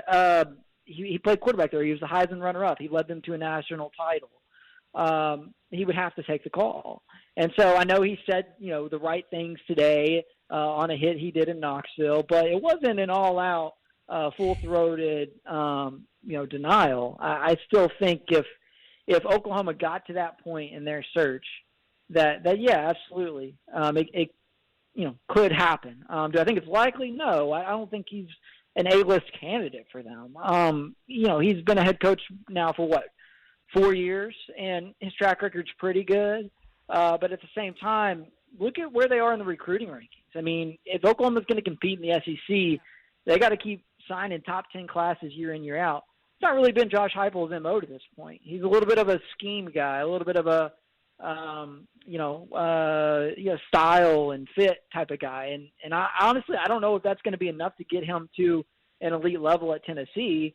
And I know they have higher expectations at Oklahoma, given what, their record has been over the last 10 plus years. So I don't think he's an A-list candidate. I don't think he's a slam dunk fit, but I do think that if things go sideways for them, he would be somebody they would reach out to and somebody who would, I think, reciprocate the interest.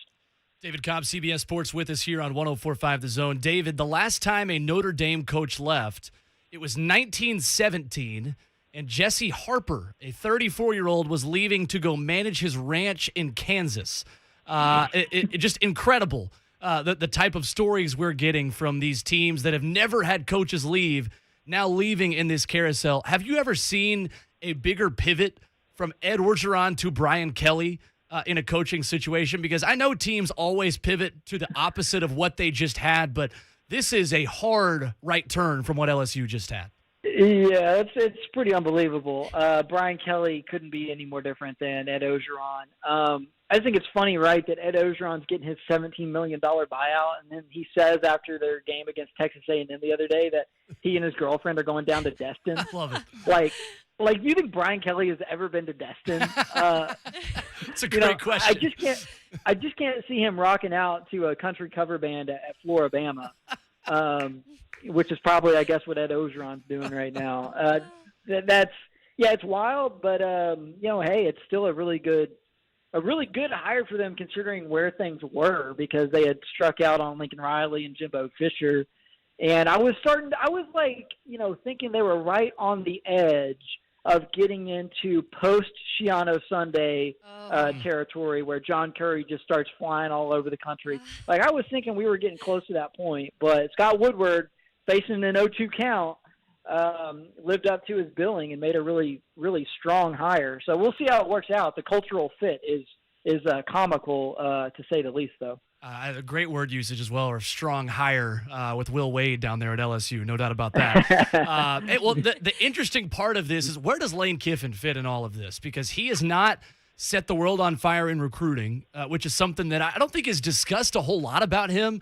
But he's one of the only coaches that's behind Tennessee and Josh Heupel right now in the way that he's recruited this year in the SEC. Where does he fit in this? To me, it seems like it's Miami or staying where he is at this point, right? It's interesting because given his track record and the fact that he's losing Matt Corral, who he's really close with, the fact that he is, just won 10 games at Ole Miss, which is probably about the ceiling there. You would think that Lane Kiffin would be interested in maybe taking a look at going somewhere else. It's just kind of who he is. And he's done a good enough job there, absolutely, to warrant consideration not only for Miami, but for Oklahoma, but for maybe Notre Dame. He wouldn't necessarily be a cultural fit there. But for that matter, LSU, I thought might have been something that he would be interested in. It seems to me as though he's going to stay put. I don't think that you're out there trolling on Twitter and making all the jokes that he is if you are actually going to up and leave. But I am somewhat surprised by his willingness to stay put because, like you said, the recruiting isn't really all that strong. But it kind of makes you wonder with this scheme that Kiffin and Heupel run with the the wide splits and the pace that they go at. Is it just more engineered or tailored to a certain type of athlete that doesn't always register as high on the 247 composite? That's a little bit of a beneficial outlook for Kiffin and Heupel, but if you're looking for a reason for why those guys are having success on the field and not really seeing it in the recruiting rankings, it might be in part because they play a unique style. Well, and David, I know it's apples and oranges, but from the Tennessee perspective, looking back at basketball, Bruce Pearl and Rick Barnes, both their best teams were the 3-star guys that were willing to hustle and dive on the floor in a full court press. Then they get some of these 5-stars, and it's like, these guys don't really put in the same kind of energy as the guy trying to prove himself, right? I know it's a difficult comparison, but it seems to be kind of the basketball version, right, of what people in this region know. Yeah, no, it's a good analogy, I would say. So, we'll see, I think, at some point to really get to that level, especially for Heupel at Tennessee, right? Because at Ole Miss, you can go 8-4 from here until all eternity and be pretty well regarded as a coach. At Tennessee, we know that is only acceptable for so long. So for Heupel, he can win 8 games next year, 9 games the year after that. People will be pretty happy. But then, all of a sudden it's like, okay, all right, when are we going to get over that hump? And for Heupel to do that, eventually he's going to have to show the ability to land, more 4- and 5-star talents. So we'll see, kind of how that plays out, what changes he might have to make to his staff or his approach. The other element of it that I think is really important with both Kiffin and with Heupel is their ability to work the portal as well. We saw that pan out for Tennessee in a big way with Javonte Payton this year, just to mention one name. And then, of course, I think Kiffin is probably going to end up replacing Matt Corral through the transfer portal. So where does all that factor into how we rank recruiting classes now? I think that's a little bit of a work in progress.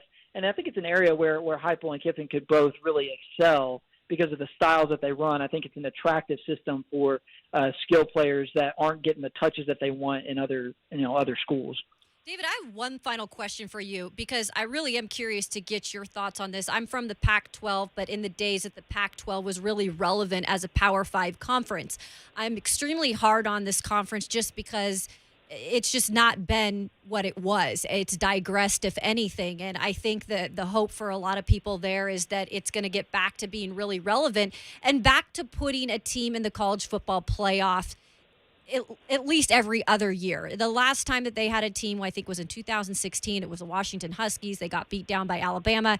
The first year of the college football playoff, of course, they had Oregon in it where Ohio State beat them in the national championship. Getting a guy like Lincoln Riley and making USC relevant again, I believe is a step in the right direction. What are your thoughts on that in terms of getting the Pac-12 relevant again? It's huge for the Pac-12 because, Lincoln Riley should be able to go out there and have them in the Pac-12 title game. I don't think it's hyperbole to suggest that could happen as soon as next season. Yeah. Because there is some smoke around the possibility of Kyle Whittingham retiring at Utah. Herm Edwards in Arizona State, they have like the 78th best recruiting class right now. I mean, it's terrible. Yeah. Chip Kelly feels like he might have plateaued this year at 8-4. So I don't think it's unfair or unreasonable to suggest that Lincoln Riley could have USC playing for the Pac-12 championship game this time next season. Now, I'm not saying if he doesn't that it's a disappointment. I just think that's very much on the table for him right out of the gate. That league is ripe for the taking. When Mario Cristobal is running your conference, to me that says all you need to know about how winnable it is because he's a B-plus coach, and he's running that league right now without even having his best stuff. So I think, the opportunity is very much there for Lincoln Riley to put the Pac-12 back on the map. And we'll see. I don't know if he gets them into a 4-team playoff before they expand it. I think eventually he would get them there, but his rise at that program is going to coincide with the playoff expansion. And the question then becomes, can they get anyone else in the playoff beyond USC? Because I think he'll get USC there. But if we go to 12, is Oregon going to be in that conversation? And can they get another team like a Utah or a Washington to the level to where they can actually be a 2 or 3 bid conference in a 12-team playoff? David Cobb has been our guest here on 104.5 The Zone. You can find him on Twitter at David W. Cobb. Real quick, David, on the way out, Tennessee, Memphis in Bridgestone Arena coming up here in a couple weeks. I know you live in Memphis. You went to Tennessee. This is like the mecca of college basketball games between Tennessee teams since the 1-2 game, and I, for one, am thrilled to see this city be ablaze in a couple of weeks for this game. Yeah, well, I'm fired up, and I would be feeling pretty good if I were a Tennessee fan right now about that matchup because, as bad as the Vols looked in that blowout loss against Villanova, Memphis actually looked worse against Iowa State the other night. So Penny's got a lot of work to do before he's got that rotation settled. If I had to pick it right now, I would pick Tennessee. But at the end of the day, the real winner is going to be the coach who steps up and says, you know what, we need to make this series happen, and I'm willing to do whatever it takes to play it in the future. Please, God. It's everything good about college sports is that rivalry, and it has to continue. Gosh, I love it. I love it. Well, David, hey, thanks so much for the time. Great stuff as always. Let's do it again soon. All right. Thanks, guys. Thanks, David. All right, David Cobb on the Mark Spain Real Estate Hotline. Look, the Tennessee-Memphis rivalry is so good. And just like the city of Nashville against the city of Memphis rivalry is good. Oof. Because like Knoxville kind of like joins the Nashville side of that. So like really you're kind of I'm interested to see what that crowd is going to look like in Bridgestone in a couple weeks. It's going to be great. I'm fascinated. I'm excited because we are getting to that point with the regular season of college football done. And we've got the bowl games, but the college football playoff is still a way out. And so to have these type of college football basketball rivalries happen right here in Nashville, it's juicy. I like it. I love it. I can't wait. I'm on the record. I'm not a very hateful person. I think anyone who knows me knows. Like I can't see you being I try that to way. be like a nice guy. Like I went to a Christian school here. I went to Brentwood Academy. Like this is. I'm not speaking as a BA alumnus saying this. We need more hate in sports. We need more hatred within the lines, of course. Right. A little more intensity with the rivalries, right? We've got guys like exchanging jerseys after Tennessee-Florida games. No more. Heat it up here. Let's hate each other a little bit. Let's not fight each other, but like just come on. Just a little bit. Obviously, I don't think we need to like hate the people, but like I don't know. the teams. Don't like switch jerseys after a rivalry game that just beat you by 30. Exactly. 615-737-1045. Kids these days. Honestly, I say that as a 24-year-old, right? but whatever. I'm old man shouting at the sky is the way that I actually live my life, despite how old that I am. All right, when we come back, we'll recap the show, get you one last look at the headlines, plus some Nashville sports news on something we have not yet talked about, an announcement from Mayor Cooper. We will get you the latest on that. Finish out the show, get you ready for Blaine and Mickey. Coming up next on 104.5 The Zone.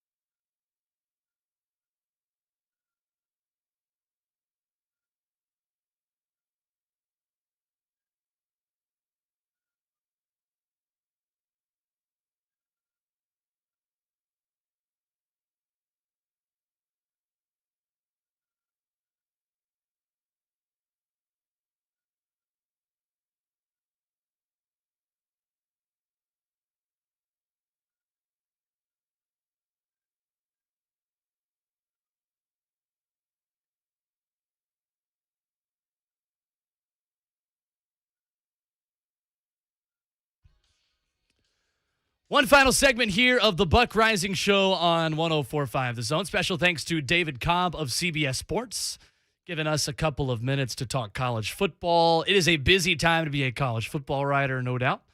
So we appreciate David's time here on the show. Brent Batchelor, our producer, Will Boling, back with you with News 2's Kayla Anderson. Been a fun show so far. It's been really fun. We've been talking college football. We've talked a little NFL. We're going to talk a little racing for a second. Yes. I mean, we got it all for you folks on this Tuesday afternoon. Mayor John Cooper announcing today that the mayor's office, Bristol Motor Speedway, have reached a deal with no impact to the Metro's general fund. Nashville will bring NASCAR back to the historic speedway to transform the fairgrounds. And Kayla, the renderings of these things are pretty sweet. Let's go. I mean, seriously, I know maybe you're not a racing fan out there, but if you are, you're automatically excited about this. But if you aren't a racing fan, I will say this. It's something where I encourage you, if you get the opportunity to go in the future once NASCAR comes back to the fairgrounds, I encourage you to go just because it's something to at least try. And I can say that coming from a person who's from the Northwest, who never had been to a race in their life. When I got my first job in Montgomery, Alabama, NASCAR's huge down there. Talladega is one of the biggest races in NASCAR. And I remember my first race covering it. And it's something that I can never say like anything else was like that. Yeah. And so just to experience it once, especially if you're from the Middle Tennessee area and you've never gone to a race, this is going to be such a quaint, exciting venue. And if all the NASCAR drivers talked about wanting this here, if Dale Earnhardt Jr. is one of the main forces behind getting it here, there's a reason why that track is so special. So it's it's really exciting for the city and the sport. Well, and too, Kayla, anytime you build a building with any kind of seats or just a floor, the next question is, how can concerts be held there? Yeah. And that is a piece of this post from the mayor's office talking about how this is a facility that is obviously going to bring NASCAR back to the fairgrounds. It's got the new MLS stadium right next door. But non-motorsports events, the report says, would generate about $100 million annually in economic activity through visitor spending at hotels, restaurants. And anytime you build anything this big and renovate it, it's what big country music star, what just music star can come to a place like this. That was obviously a big piece of the MLS stadium as well, which they say I think is going to have about 38,000 for concerts, a little bit extra. We're getting to the point now, Kayla, where so many big artists are playing 2 nights in a row. Yeah. Obviously, Garth Brooks a couple of years ago played like a whole week in Bridgestone Arena. We're going to get to the point now where instead of playing like 2 or 3 nights, the bands or like the artists that aren't quite big enough for Nissan Stadium, or maybe you're playing like 2 nights in a row at Bridgestone, you now have 2 outdoor stadiums that are kind of going to be the in-between of Bridgestone and Nissan Stadium. And that's what's phenomenal about the city, because there's so much to it. There's so much variety in terms of music, sports, entertainment now. And so when you keep on bringing events to the city that do well, you're going to keep on getting opportunities to go even bigger. And I think a big part of this was convincing everybody, like, okay, we can get concerts here. It can be more than just a NASCAR track a couple times a year. Right. And it's going to be a really cool area once everything gets up and going with the soccer stadium there. I'm sure there's going to be a lot of bars and restaurants that pop around up there. And so it's just, again, bringing more things to Nashville and putting it on a national map, just with the things. It's variety, right? It's not just one thing. That's what's making this city so special. And so it'll be fun. And you can guarantee that there's going to be some big name actresses or country music stars that are going to be at those NASCAR races in the future. You can guarantee that one. No doubt about it. Other headlines as the show concludes here today. Blaine and Mickey coming up next. Mark Stoops, David Cobb mentioned it with us just a minute ago. This story breaking within the last hour. An extension with the University of Kentucky. This official through UKathletics.com. A new contract that will run through June 2028 and continues guaranteed extensions for any season with 7 wins or 10 wins. So a 1-year extension when he gets 7 wins, 2-year extension for 10 wins, and that's something that Mark Stoops has the chance to do in a couple weeks. Yeah. Team's 9-3, which had already earned Stoops a 1-year extension through June 2027, regardless of the outcome of Kentucky's upcoming bowl game. So there you go. There's one coach that is not shying away from the SEC. Nope.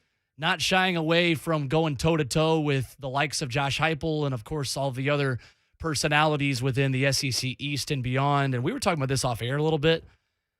The attitude of these alpha male businessmen, salespeople, college football coaches, they don't think like we do of, oh, it's so hard to win in the SEC, and this is one of the hardest jobs in the country. That's not how they think. No, it's called ego. Yes. And a lot of these coaches have it. And they just don't even think sometimes that it's a thing, right? That they could just go and do something and get it done and compete for a national championship. It is a thing. And it's a very difficult thing to do. And so much respect for Mark Stoops for deciding to stay at Kentucky and deciding to continue to grow what he has there, because he has been able to have success. And maybe you're not going to go win a national championship there, but I think, for him, that's the thing he wants to do. And he wants to stay true to the Big Blue, and he wants to continue to build his program there. And I have no problem with it. We don't see that enough in college sports. And sometimes the grass, like I said earlier, is not greener on the other side. No doubt about it. Been a fun show here filling in for Buck Reising. Kayla, thank you. Thank you, Will. It was fun. Thanks for everybody contributing to the show today as well. Appreciate the reaction, talking a little bit of Titans, college football. That is the end of what we've got for you, but the fun continues coming up next. Blaine and Mickey takes over. Next 2 hours coming up for them as they continue to react to stuff going on in college football. Mike Wilson, Coach Dave McGinnis, Titans game balls coming up next. Blaine and Mickey have you covered. For Kayla Anderson, for our producer, Brent Batchelor, Will Boling, saying so long. We will talk to you tomorrow right here on 104.5 The Zone.